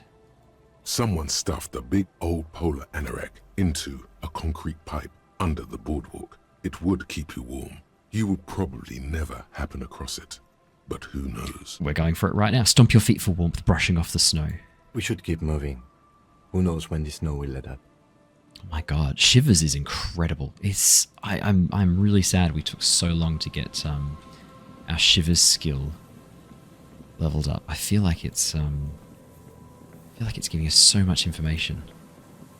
Now let's try and find that polar anorak. Is it underneath the boardwalk? Not this way then. Okay, let's head back. Certainly not this way. Actually, tell you what we'll do really quickly. Shivers also told us to look under the floorboards. We didn't find anything before, but maybe that's because it was nighttime and we didn't have Kim with us. Maybe we actually need Kim with us. Let's head on back. We should be able to transport now. Let's head to the Fisherman Shacks.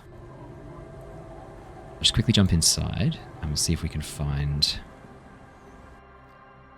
Does having Kim with us make any difference? I'm going to see if we noticed anything just sort of moving around, but... doesn't look like it. No, cool. That's okay. I just thought I'd double check, see if there's anything I missed, but apparently not. Alright, let's catch up with Kim. Okay. So we've got a number of things that we can sort of look at doing now. I think... What were some of the... Oh, that's right. We wanted to talk about to Renee about the petanque...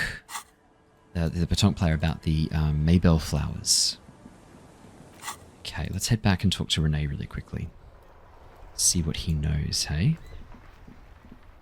Oh. Where's Renee? Uh-oh. Officer, care to play a game with the lonely old man? The jolliness is gone from Gaston's face. Actually, never mind. Wouldn't be the same. Where's Renee? The prick is gone. I can barely believe it, but he's really gone. He is trying to retain his jolly facade, but the underlying sadness casts a deep shadow over his wrinkled face. We know where he's gone. May Renee rest in peace. Yes, in peace. Tell me, what do you know about the dead man? Everything, really. I probably knew him better than... You meant the teacup in the tree, didn't you? I don't know anything about him.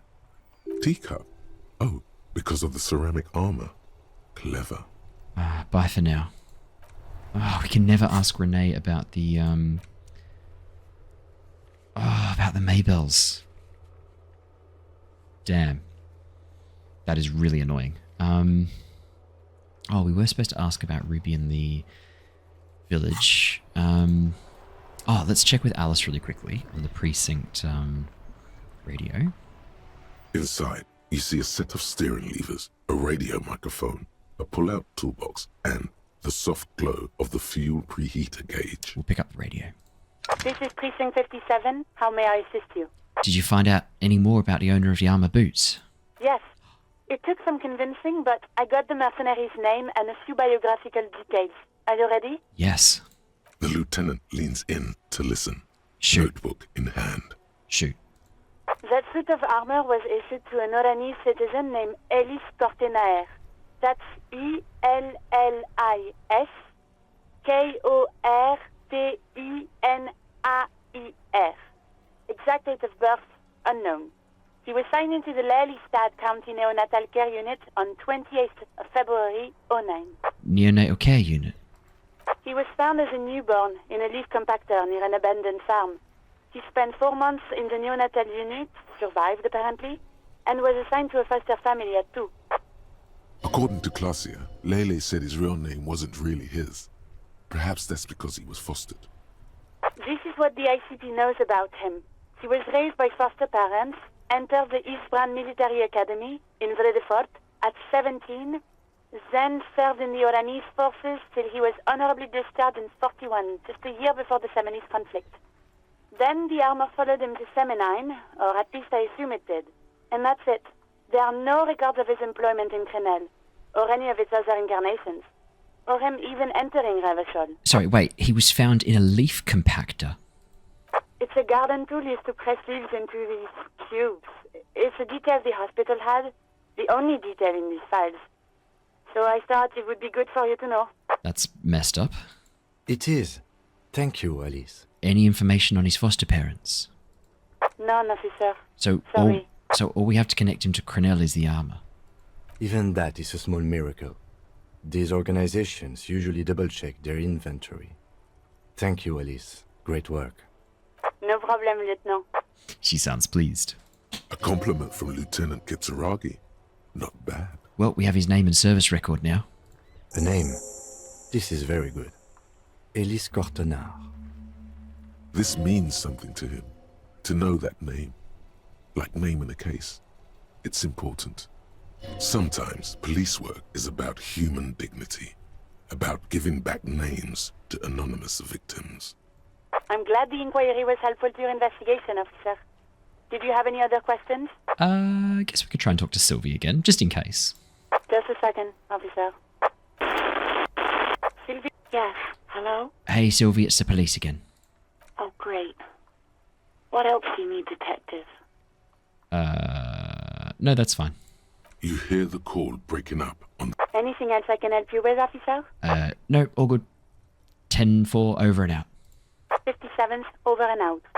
Her voice disappears into the void. In the cabin, you see a set of steering levers. Okay. Interesting. Very, very interesting. Right. I guess let's quickly check and see if any of these items that... Because you know how before I was saying those speakers are too expensive. The sneakers were too expensive. Let's have a quick look, see if there's any of these items that we really want to get that might help us out. You keep coming back. Save the economy? That sounds off. Save the economy? What are you talking about? Haven't you heard, officer? We've got to be economically conscious. Recycle your cash, keep it in circulation. Don't buy new things. Buy eco. That doesn't make any sense. Why exactly does the economy need saving? Look around, officer. You see all these premium goods just sitting there, not getting bought. We've got to keep the flow of goods moving. Okay. Is this really the economy we want to leave to our children?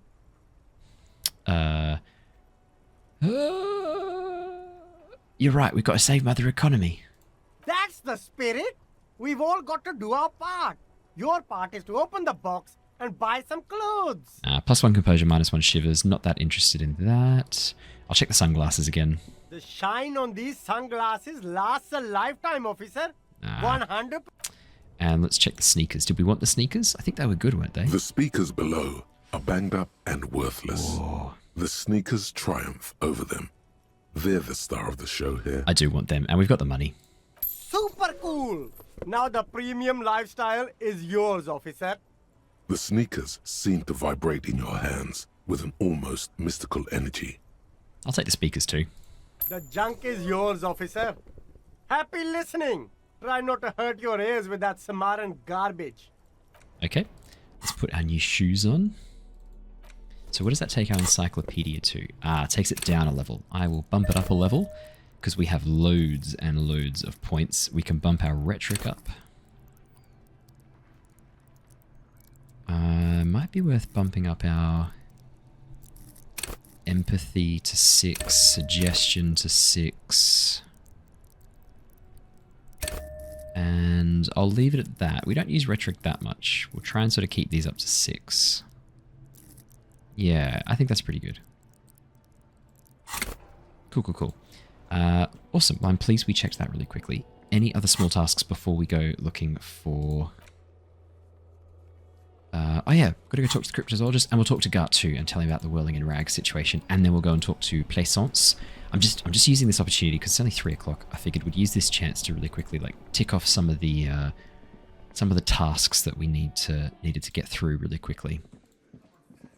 I'll probably talk to Gary. Hello, officer. Merle. I think I almost have it. A new trap design, that is. I know you're skeptical, but I have a good feeling about this. I had a chat with Kid Kuno. Promised to stop stealing the locusts. So it was just a child. Yeah. Thank you for telling us, sweetie. This is good news, right? It means we can try again. It does, exactly. She acts chipper, but something's changed in her tone. A hidden worry. Something is secretly gnawing at her confidence. It's not this Kuno kid or the missing locusts. It's something else. Yeah, you're right. We just need to restock the empty trap. Then we'll need to inspect the traps one more time. And then maybe we can. The aging cryptozoologist breaks into a hideous coughing fit. He has a 38-degree fever. His resilience has given way. Darling, I told you to take it easy. You're getting sick. Maybe it's time to go home. You're right. We can come back next season, when it's warmer. There won't be a next season. Not for this. Find a phasmid or admit defeat, people. We've come too far to quit. I'm going to restock the trap. Let's do this. We are getting really carried away with this, aren't we? Fine, it's better than having these people get pneumonia on the coast. But after this... He wants to see this tale through, as much as you. Otherwise, he'd have stopped this already. But he cannot let it drag out after this. Yeah, that's fair enough. Really? It's too much, officer. What Morel means is we're grateful for your help. Here's a fresh batch of locusts. They should slide right down the funnel. And thank you again. We will definitely mention you, should this lead to a discovery. I'm not talking co-discovery, of course, but... This would show them all. We need to get you on that list of discoverers. No question about that. Let's get going. All right, we'll quickly let Gart know about the situation in the Whirling. Hey, was there something you needed? Gart, I saw another thing at the Whirling. Another thing? Great. I love those. I have to warn you, I may have discovered that the Whirling is part of the doomed commercial area. What? Why would you say that? We're at a completely different address from that whole thing. So he knows of the doomed commercial area and its address. He's thought about this. Wait, so you know of the curse?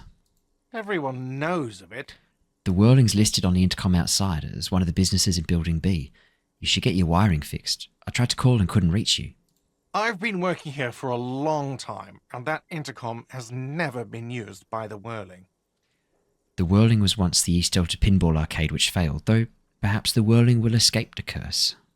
Does this look like part of a doomed commercial area? This pre-revolutionary tilework? These high ceilings? The nice rooms? Well, most of the rooms. Oi. For 14 years, man. That's how long I've worked here. I've kept this place up through hail and through sleet. Fuck me, if some doom ghost... He's done a fine job too.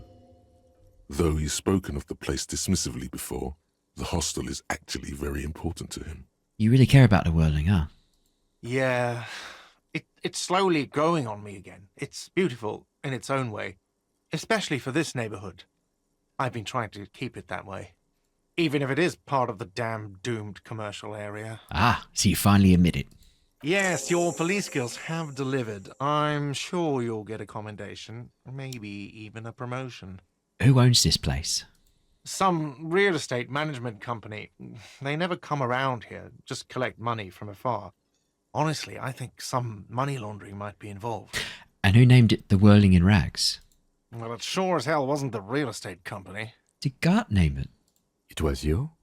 You look surprised. What? It's a great name, I know. Cafeteria managers come up with great names too. It's from a song. A song? Hail, Holy Queen, by the Ateniers. Hail, Holy Queen of the Sea. You're whirling in rags, you're vast and you're sad. Good pick. What about those other cafeterias you manage? What about them? One is a basement dive frequented by chain-smoking communists. I can't tell you how sick I am of Kraz Mazov and Ignis Nielsen and all those old ghosts. He's hesitating, not sure if he should share this information with you. Encourage him. And the others? The other is a kebab cart. It's very successful in its way, but it's nothing like the Whirling. Well, good luck to you with this place then.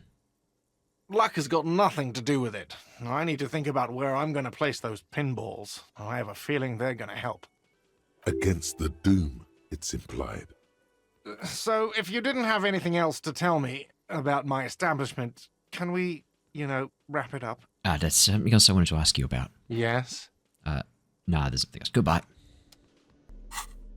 Alrighty, so we've got the box of locusts. I don't know, should we go do the traps now and maybe go see if we can find the Sunday friend? We've got to go and accept la responsabilité. So, I mean, we can't ask about the Patonka player about the Maybells. Oh, we also wanted to inspect the boy. Yeah, okay. Let's let's head on over to the north area again. We'll see if we can collect some of these smaller tasks, knock them out of the way. And then I think we should maybe go and track down Ruby. It is currently 3:40, so we should have time to do all the things we wanted to do. That's right, we wanted to open the cargo container door with rhetoric. I just figured I'd quickly check these. Oh, yeah, we wanted to use electrochemistry to stop making the expression. Yeah, I think most of these we're kind of good. We don't need to do these. I'm not looking at any of these and thinking like, oh yeah, we need to get on these right now. Knick-knack stand. What was the knick-knack stand? Oh, that was to steal. No, we're not going to do that. Oh, is there still a volition check with Joyce? Oh, and the wall. Tell you what, let's really quickly do the wall. I think I'm going to do the ancient human pictogram. I think that's really cool. I like that idea. Hopefully Kim will approve as well. Oh. Whoa. What have we here? Bridge? A bridge with loose nails and rot-infested wood that creaks in the wind. A construction code violation if there ever was one. Kim, it looks like we got a construction code violation. True. They never cleaned up the wall damage. The rest of Revachol looks better, though. But Lieutenant, think about the splinters. The bridge is fine enough. Locals use it all the time, after all. It's nothing to worry about. Shall we? Yeah, fair enough. I like how visual calculus is now making us a massive nerd. The paintbrush in your hand is like a loaded revolver. What will it be, Desperado? Quite a few things come to mind. Renee Lives is one of the options. Oh, that's... Oh, I like all of these. Renee Lives would be a very fitting tribute to Renee, but I think I'm going to draw... I don't just want to write. I'm going to draw the 3,500-year-old pictogram of a human being. Let's go. Amazing.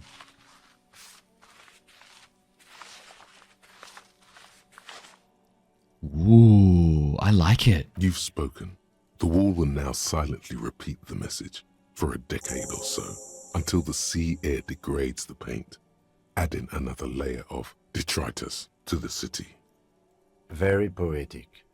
Real poetry. Should we return to our murder investigation? I hear there's a really bad one we are supposed to solve. All right, Kim. All right. Message received. Should we check with Cindy really quickly, see if she likes it, and then we'll see if there's anything with Joyce we've missed? Hello again, officers. No, she's got nothing for me. I was hoping she'd have like a comment on my incredible wall art. Maybe later. Maybe she'll come down and have a look at it later. Oh. Where's Joyce gone? Went to the village on the coast, officer. See you there, Joyce. Oh. Huh. Okay. Interesting. Guess we'll go see Joyce at the village then. Huh. I didn't know her boat... I'm about to say something really stupid. I was going to say, I didn't know her boat could move. I mean, I didn't know that she would move her boat. It's more the message I'm trying to go for. The musty smell of a potato cellar in spring emanates from the air vent. Okay, we should be close enough. Let's travel to the fisherman shacks then. And let's see, is Joyce now along here? Yeah, she is too. Look at that. Interesting. I'll just keep the corde leche in the channel, if that's okay. It's too shallow near the pier. She winds the mooring line around a post. Aye, ma'am. And it's a jetty, by the way. Of course. Jetty. I prefer a good jetty to a pier any day. Jetty. Hello, ma'am. Hello, detectives. She fastens the end of the line around the post and straightens her back. It's good to see you here. I only just arrived myself. What brings you here, madame? Nothing, really. I've had my eye on this jetty for weeks now, so I decided to investigate it personally. This cluster of buildings isn't on any of the official maps, as far as I can tell. That. And she's also keeping an eye on you. Have you been spying on us? Spying has such a negative connotation. I did track your progress along the coast, however, and decided I would be better able to assist you from here. So yes, she has been spying on us, is the answer to that question. Then there's the matter of that little scamp in old lady clothes. She threatened to paint the cordelate she read. Like blood, you see.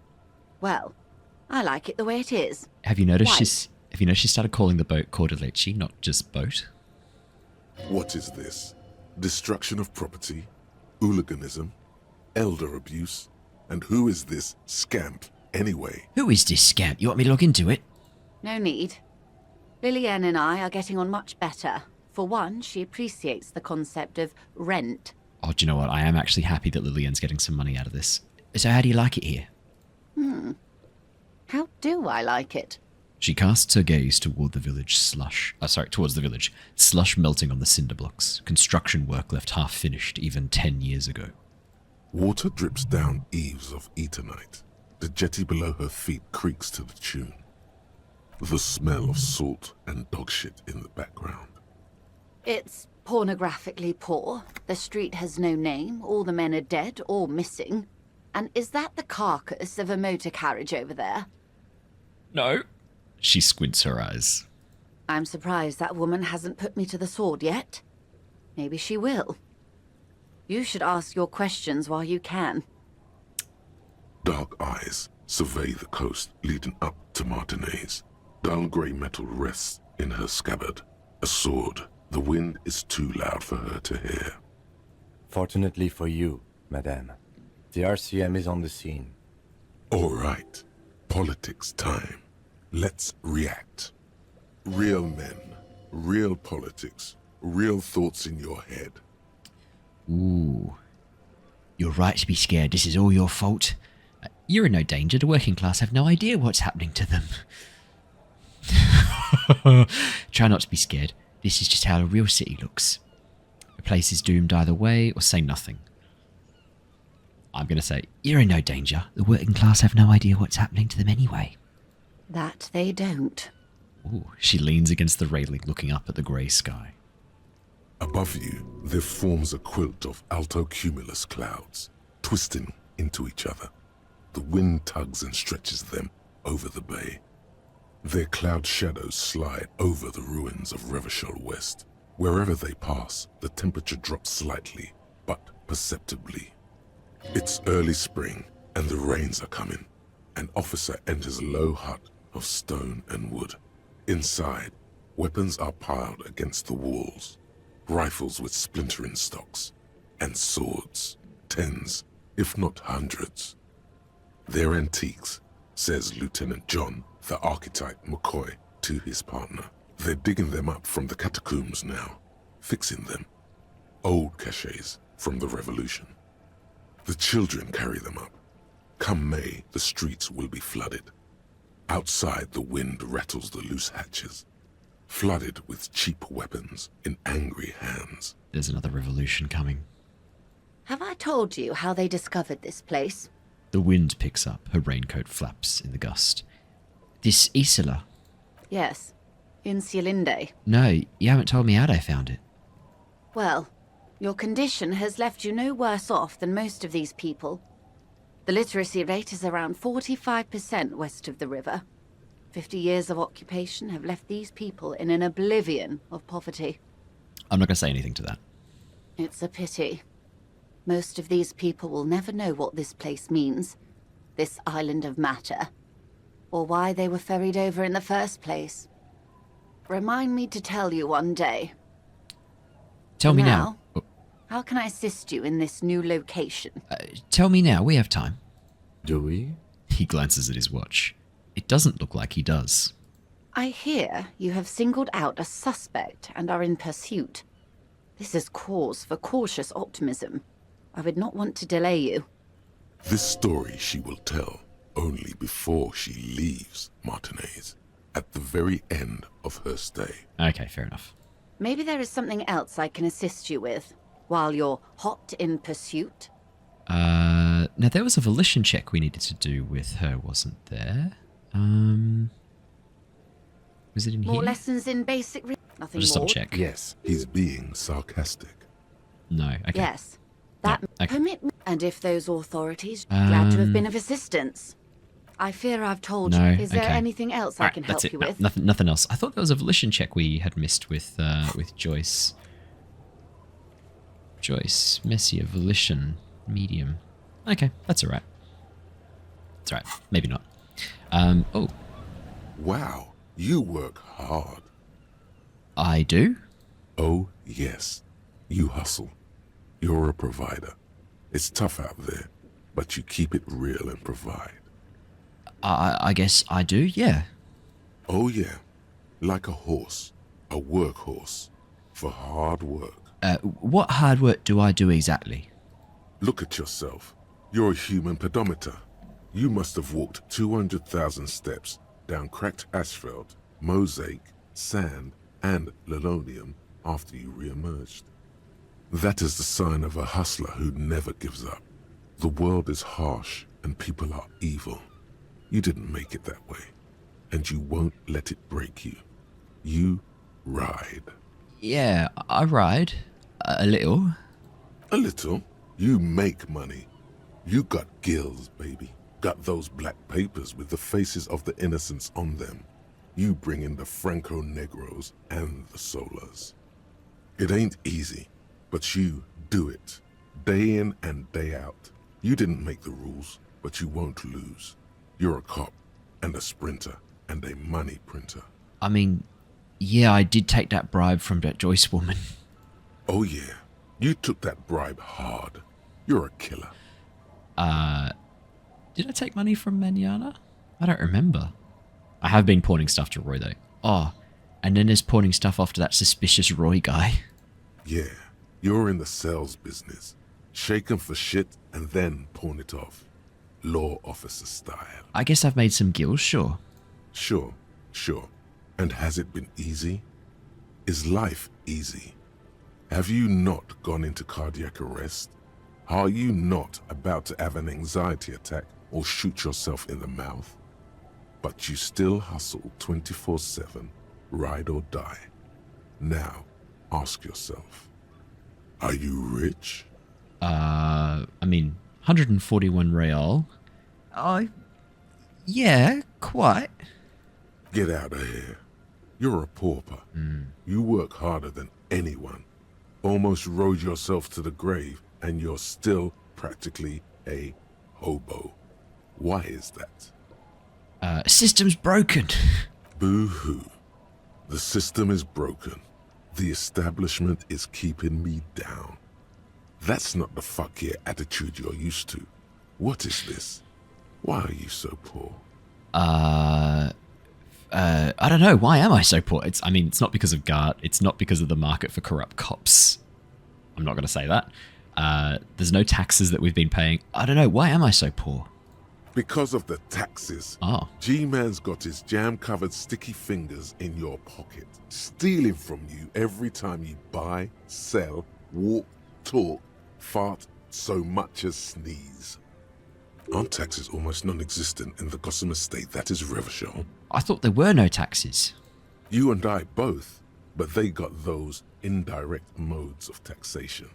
Sales tax, excise duty, extraction tax. This tax that doesn't even have a name. Plus, there's the stuff people in other countries pay for that makes them ask for more money from you here. The Gotham estate's a myth. In total, the coalition government is taking 98% of all your money. Are you sure? That seems like a pretty big number. What are you not sure about? They're milking your nipples till they bleed.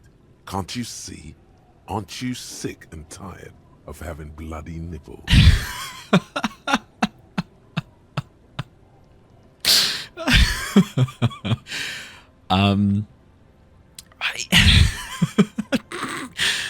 Bleeding nipples are kind of a pain, but how will deregulation help with that?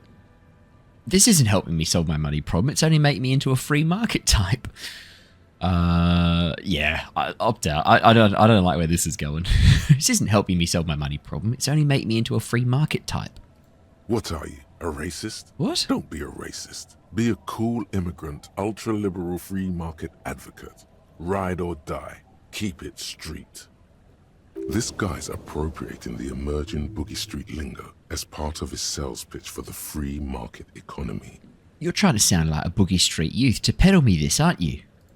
Yeah. Ain't it cool, Ryder? Ain't it street? Well, if not being an ultra-liberal makes me a racist, I guess I should be an ultra-liberal. No, it ain't cool. It's not. I'm out. I'm not going to become an ultra-liberal. I love this game. Do we have a volition check we could do with her? Aye, the sea's gonna calm down soon. I can feel it. The wind is turning southeast. What's on your mind, officer? Why does she care about the waves so much? What is it with you and those waves? What is it with waves and fishermen? We need to be out there with them, fishing, making a living. So I asked them to accommodate me.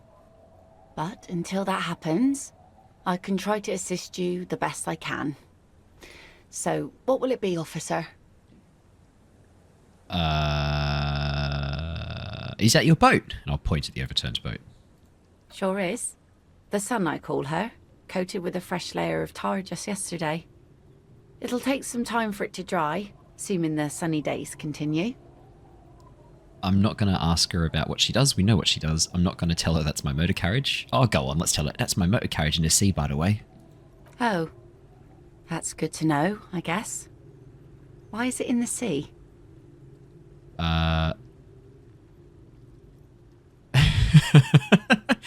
It's an installation. Very conceptual. An installation? Us poor people are stupid and don't get installations. All I see is a heap of trash. This actually calls for a funeral, I think. Are you suggesting we honour the carcass of my former motor carriage? Aye. Feels deserved, don't you think? Falling in the line of duty like that and all? What an odd thought. Maybe I should. Why odd? Our things are a part of our life world. They're made with our human sweat and they share human history. We should care about them as we care about humans. To some extent, at least. Life world. Someone's been reading up on last century Gottwaldian philosophers. Play it cool now. Alright, I'm in, but organising a funeral takes a lot of time and effort, doesn't it? Oh yeah? You won't even be able to get it out of the water before early June. And where are you going to bury it? Who to invite? What music to play at the wake? Take it from someone who's been through a few funerals. It's easiest to just leave them there and let nature take care of it. That's all we have time for right now anyway. Come back here in June and see how you feel about it then. It's not like it's going anywhere. Let's focus on the things we can actually do, yeah? Absolutely. Things like what, for example? I'm looking for someone. Maybe you can help. Let's see. Who are you looking for? A suspect who might have stayed in this neighbourhood. Okay. When did this person stay here? Very recently, over the past few days. Might have arrived on Friday. Oh. I've been out on the sea for most of the past week. The weather's been good for fishing, so I usually start at 4 in the morning. Really? Yes, that's the optimal time. Got to make the most of the calm. I've been sleeping like a corpse after. The sea really takes its toll. Now I'm just waiting for the wind to settle to get out there again. Sorry I couldn't help you out. Maybe I can help you find someone else. That's it. I'm not looking for anyone else right now. Well, how can I assist you then, officer? We're not going to try that until we've got some better suggestion and until Kim's not with us. So we'll make sure we do that when Kim's not around. Okay, let's try the old woman. She's been pretty helpful, the washerwoman. She's given us a room. Our tenant, the policeman. I hope the waves don't keep you up at night. What can I help you with? I actually find the sound of the waves really peaceful. Puts me to sleep really, really quickly. Have you seen a red-haired woman named Ruby around the coast? Nay, I haven't seen anyone lately. Shit, she's blind. Because she's blind, which you seem to have forgotten. Oh, because you're blind, right? It's a sharp one. She says to herself and runs her hand across the washboard. She's being evasive. She knows something. There was a murder in Martinez. She might be a suspect. We would appreciate your help. Would you now? I know how this world works, and it doesn't work when people tell on each other. This is like when that man locked himself in the woodshed. We just need to help her come out. No, it's not like that, man. With him, we called you. Right now, you just arrive by yourself, like a raven plucking at the window glass. I see. So you know something, but you've decided not to tell us. There's not much to tell. People come and go. Now, was there something else? I see, ma'am. I hope you don't mind if we look around anyway. You should look around your shack. Maybe she's rented it out to others too. Logic. Good call. Good call, Logic. I hadn't even thought of that. Oh, look, the floorboards. Okay.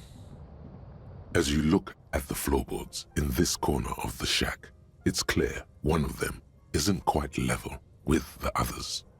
The edge of a floorboard next to it looks scratched. Shivers did tell us to check the floorboards. Let's move the board aside. Hollow space underneath the floorboards is dark and damp. You can barely make out the mixture of sand and sawdust below. What's in here? Nothing particular catches your eye. Looks like more reeds. There might be something hidden inside the sand, though. Something bad. Someone's night thoughts. A last resort. A bad idea. Search through the sand and sawdust. You stick your hand in and start combing through the sand. Dry, not like outside. Fine dust. And then something hard wrapped in paper. What is it? A small cylindrical object. You pull it out. A bullet. A 9mm bullet, to be exact. Fit for all muzzle loaders of that caliber. Like your own Villiers pistol, for example. This bullet isn't for a breech loader like the murder weapon. The floorboard isn't interested. Maybe the washerwoman is. You have enough to confront her with. It's extra ammunition.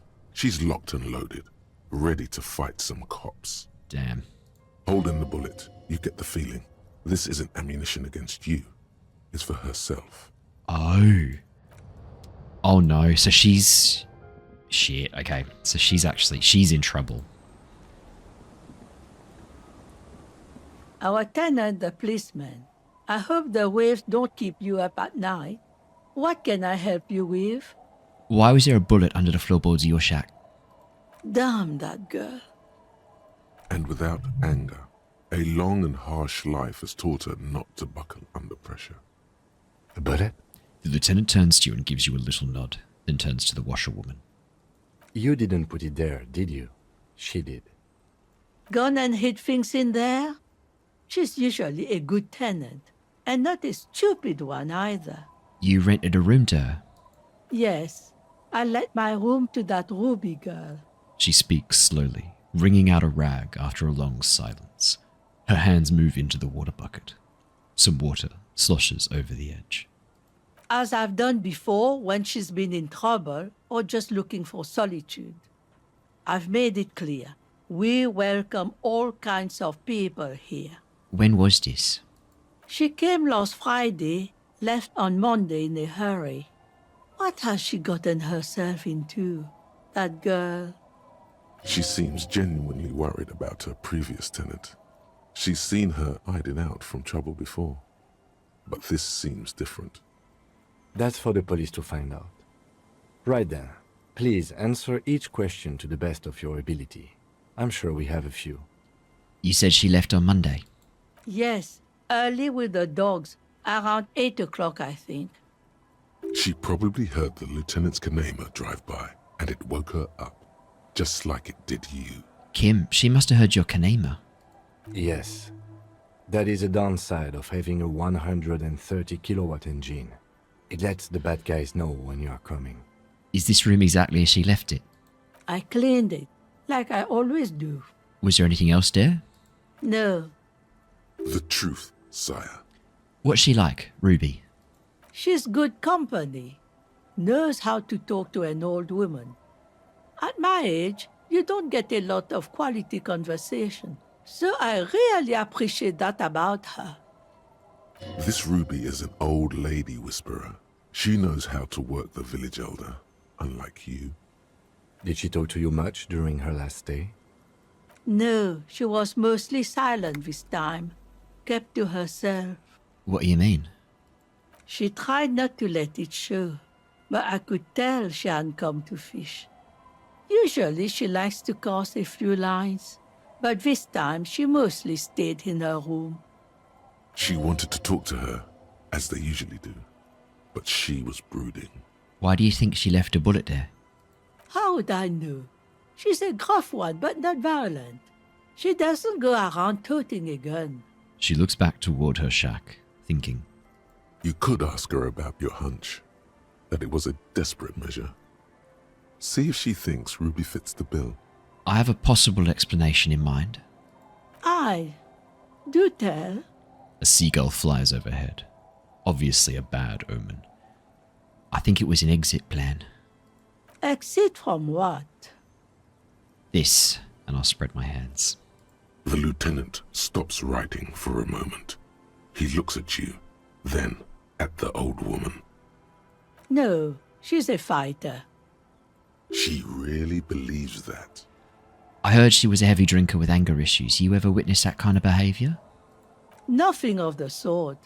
Sure, she was no stranger to the bottle. She fit in that way. But I only knew her to have a beer on the beach while watching the sunset. Yeah, nothing weird about that. The sun sets for everyone. She isn't what you'd call a drunk. Even offered me some from time to time. Said it was part of the communal life. But I never saw her lose control of herself, the way some people do.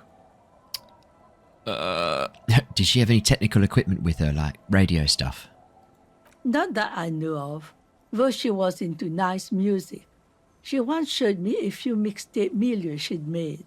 She brushes her forehead with the back of her hand. Water drips to the ground.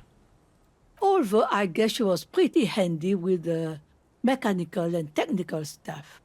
Even fixed the heater in the shack. You should be thankful for that. I am. She may simply have kept the equipment elsewhere. Where'd she go? I don't know. Further up the coast. She tried to leave quietly, but the hinges on that door screeched like a cat in heat. Woke me up. I heard her rushing in those heavy boots, heading up north. It's a peninsula. She might be trapped. You'll never find her, you know. She knows the coast like the back of her hand. You only just arrived. Her tone is without malice. I wouldn't worry about that, ma'am. We are persistent. This is a cool moment. It needs a cool thing to be said. Let's rock with our cock. Say the cool thing.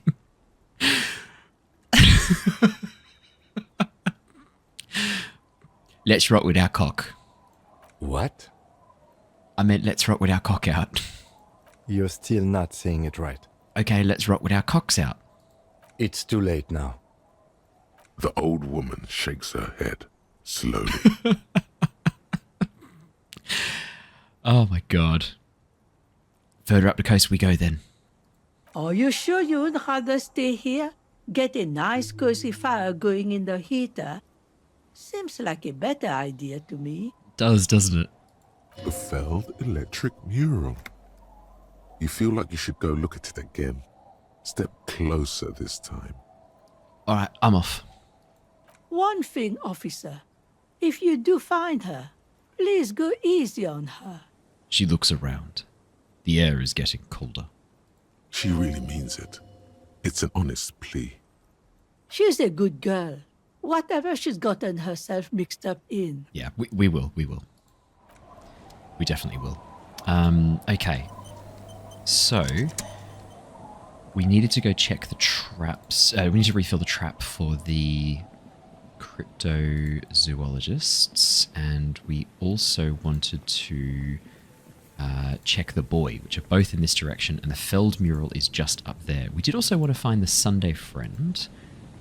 I'm not sure where he is. The trap stands empty near the reeds, powdered with snow. No insect sounds or movement around. Only the reeds' apprehensive hissing. I will release the locusts into the empty trap. The locusts, dazed from being transported, slowly begin to acclimate to their new surroundings. They're not really going to get the chance to get comfortable here. Good, now that's done. When do you think we will return to our impending apocalypse of a murder investigation? Don't answer that. It was a rhetorical question. He doesn't want to, but if there is one more cryptozoological runaround, he must force the investigation back on track. This better be it. Yep, that's fair enough, Kim. I'm with you. Could this be the boy Classier told you about? A metal and plastic contraption bobs up and down amidst the trembling reeds. At first, it just looks like trash, but if you look closer... That, over there, must be the boy Classier told us about. The one she hid her passport in. We should take a look. Yes, spindly extremities have been here. Snap the cords keeping the boy in place. A little longer, and it will be floating somewhere out in the open sea. What? Moves across the water, leaving no traces. You're cold again, as always. Yeah, but who or what is this? Splendor. We're lucky it's still here a little longer and it would have floated away. Indeed.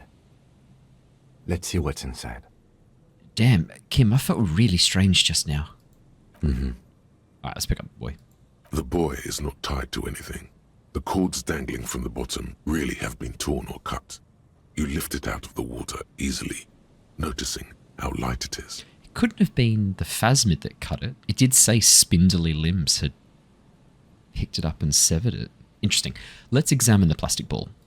The number 11 has been written on the yellow plastic. It hasn't been in the water for very long, but it's already discolored and slimy with silt. A latch holds it close, but only just barely. The brittle metal of the latch has cracked. Oh, I hope water hasn't gotten in. Simple construction. Very unsafe. I'll sniff the boy. It smells like you would expect it to smell. A concentrated version of the coast. Salt, industrial slop and decay. The water this side of the peninsula is cleaner. Actually, smells a little salty. Let's shake the boy. There's something in there, splashing around. Okay, let's open it up. A shot glass's worth of seawater pours out.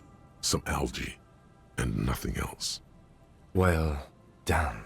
No documents. Who do you think took them? Unless they were never there.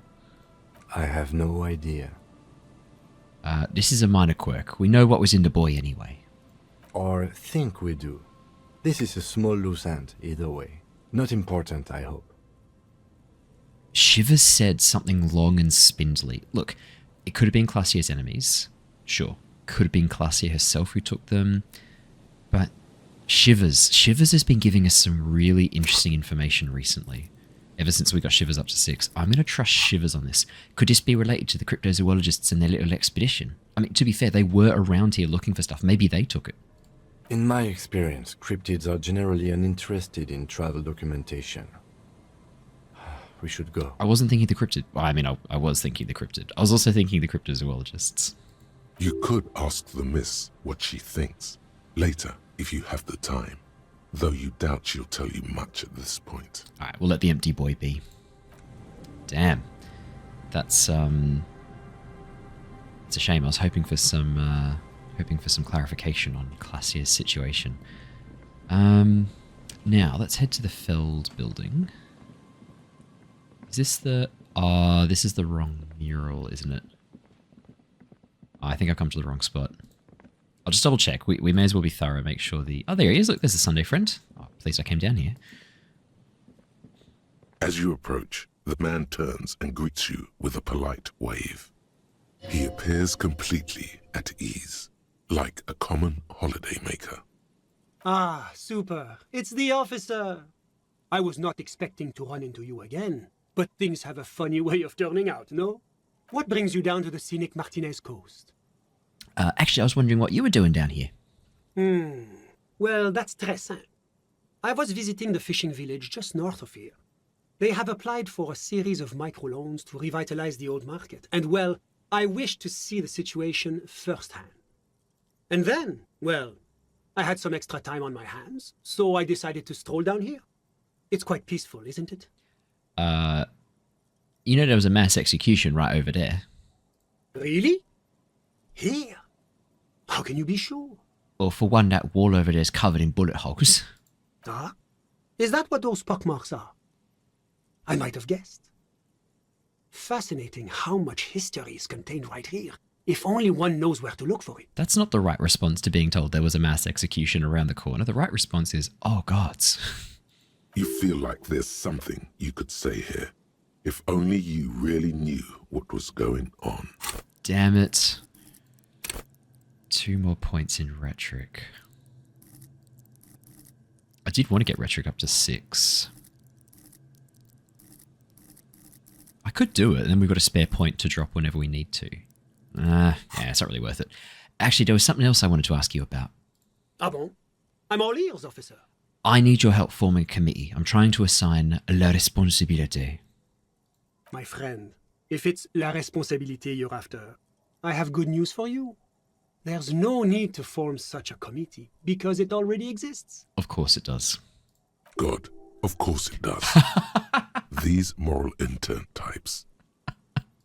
The Comité de Responsabilité de Revachol. Oh no. It acts as a sort of clearinghouse for coalition activities. To put it simply, they are the ultimate arbiters of la responsabilité in this part of the world. Yes, this is just the sort of reasonable authority you're looking for. I would offer to connect you with the committee myself, but alas, I am not actually in Martinez. What? What? Where is he then? You knew there was something strange about this one. He's an astral projection, a bureaucratic phantasm. He's a cryptid. We found a cryptid, guys. He's speaking figuratively. He means he's not in Martinez in his official capacity. I got it. You're only here on personal business. Précisément. Officially, I am still in La Delta, preparing for an upcoming conference on fuel oil derivatives.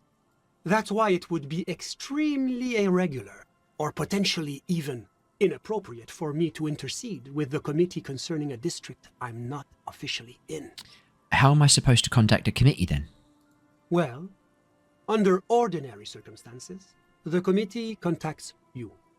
In other words, the committee only knows what it wants to know. Yeah, that checks out. But if you have information of a vital interest, they might be willing to entertain an exception. In which case, I would advise you to contact them via Coalition Warship Archer. Why do I need to go through Archer to speak to the committee? You see, in addition to being an airborne artillery platform, Coalition Warship Archer is also the linchpin of the Coalition's surveillance and communications infrastructure in Revachol. So we're all being spied on by the moral interns. Hold on, it's watching us too. And listening. It has the most objective vantage point in the entire city. Not to mention a vast array of radio, photographic, and meteorological monitoring instruments. Fuck, they might have all the information we need to solve this case, and they're not sharing it. I find it a great comfort to know there are benevolent powers watching over all, in strict accordance with the Wayfarer Act and the Bristol-Mune Convention. You're really quick to throw out the word benevolent there. The Bristol-Mune Conventions are a series of international agreements governing the treatment of military personnel and civilians in theaters of war, as well as occupied territories. In practice, they are more talked about than observed. Oh, for God's sake. So how does one go on about contacting coalition warships? This is quite the problem. Very tricky. Of course, the Archer has orders to fire on any unidentified aerostatics that might approach it, so it might be safer to get in touch from the ground. What? But in that case, you would require a radio transmitter capable of broadcasting on coalition frequencies. And that kind of technology naturally isn't typically available for non-coalition use. Yes, it is a bit of a conundrum. Oh my God. Hang on, isn't Suna's radio computer a government model? I suppose there might be some way to circuit bend your way onto those frequencies, but you'd have to be one of those techno-tinkerers to do it. Do you know any of these tinkerers? Unfortunately not, no. I don't have the pleasure. I am merely a representative of the coalition government, not very well versed in technology. But you? Sounds like something that programmer we met in the church might be able to help with. Let me just say that I have complete confidence in the RCM. I'm sure you'll figure something out. Thank you for your time. Always my pleasure to be of assistance to the RCM. Godspeed, and if we don't meet again, bonne chance. Bonne chance. Because I do think we probably need to let the Coalition know about the hole in reality, the baby pail currently occupying the upper steeple of the church. I do think that's something we should probably tell them about pretty soon. Were there any other things? Oh, we need to talk to Plaisance and the Dice Maker about the Source of the Doom, but that's not super urgent. We can do that whenever. We've asked about Ruby in the village, so we'll go hunt down Ruby, I think. Insulin plasmid. When we go talk to Plaisance and the Dice Maker, we'll tell Lena about the Phasmid. Find someone with technical expertise, contact the Coalition. We'll do that as we head up the coastline. I think for the moment, let's go talk to our lovely friend up here. Not Jean-Vic Mayer. What was this man's name again? He was lovely. I thought he was really nice. Trant Hiddleston. Let's see what Trant has to say. Hello again. I'm looking for a suspect. Have you seen anyone suspicious around? No, I'm afraid I can't help you with this one, officer. It's just a regular day off for me and Mikhail here. So you haven't seen anyone around? No, I'm sorry. As I said, this is just a day off. We just arrived anyway. No, you've been here for 2 days, mate. There's something friendly and familiar in how he says that. A day off. He's telling the truth. He hasn't seen anyone. Okay. Maybe the sign? Can we get up there? You see, a once bright mural towering above you. A slogan used to intertwine with the loops a long time ago. Now, only a shadow of peeled letters remains. It says, "Tomorrow is just a whisper away." Let's step closer. Above the mural, a collapsed roof, broken windows set in walls that are cracking and will soon also fall, and the coastal breeze rustling and sighing in the remains of the edifice. Felled electrical. How ironic. All these dark rooms. That is a bit ironic, actually. Felled Electrical, you only know them as a small company that makes ink cartridges. Looks like they used to be big. There's something in the wind. Sometimes the only way to go forward is to fail first. Could Ruby be in there? In there? She could. Or she could be in the identical room over there, or in that boat shack. In that church tower, maybe. Why single out this one building? Oh, Shivers, impossible. Listen to the wind. So that we're getting a +3 because we found the empty trap. We reconstructed the execution, confronted the pigs, established the nightclub, discovered the anomaly. The death notification. What was the death notification? Not sure, but we're getting a lot of pluses for this. Let's go. Even though you're sure you succeeded, all is quiet. There is no cold hand brushing against your forehead. No rustle in the reeds. The wind has died down. The ruin in front of you is silent as a tomb. What was I even attempting to do here? Trying to talk to the wind, the city, whatever you thought would happen, did not. And now you're just standing there with your hands fallen to your side. Dang. Is trying to talk to the city something you've done before? Is it in your secret repertoire? A trick for when you're out of ideas? A prayer of sorts to Revachol. I love that idea. She could be anywhere. How do we find her? How do we? I was really hoping she'd be in the village. Okay. She's probably north of the village, and this place is a peninsula. We already scanned most of the outdoor areas on our wild cryptid hunt, so we have an understanding of the geography, at least. Sorry, Kim, are you saying the cryptid hunt has actually been a good thing? And then there's the church. We've already searched that and can rule it out. I know it doesn't feel like progress, but exclusion is a step too. Anyway, we do it the old-fashioned way, sector by sector. Go over the whole peninsula, ask the locals, enter the places where we can enter first, like we did in the village. And if that fails, if we don't find her?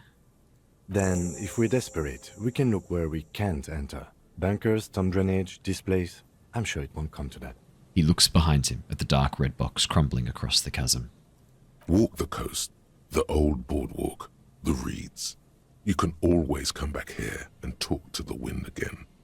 Look where it already got you. An adventure awaits. An adventure on the windswept urban coast. Buckle up and raise your collar. This search is going to be wet and cold. Okay, I think that's a good place to wrap up for today. So we'll come back. I think there's more that we can search for around here, but I think for now we'll wrap that up. Thank you so much for joining me, everybody. I will see you all again on the next one, and we will continue our search for Ruby. So until then, stay safe, stay well, and I'll see you guys later.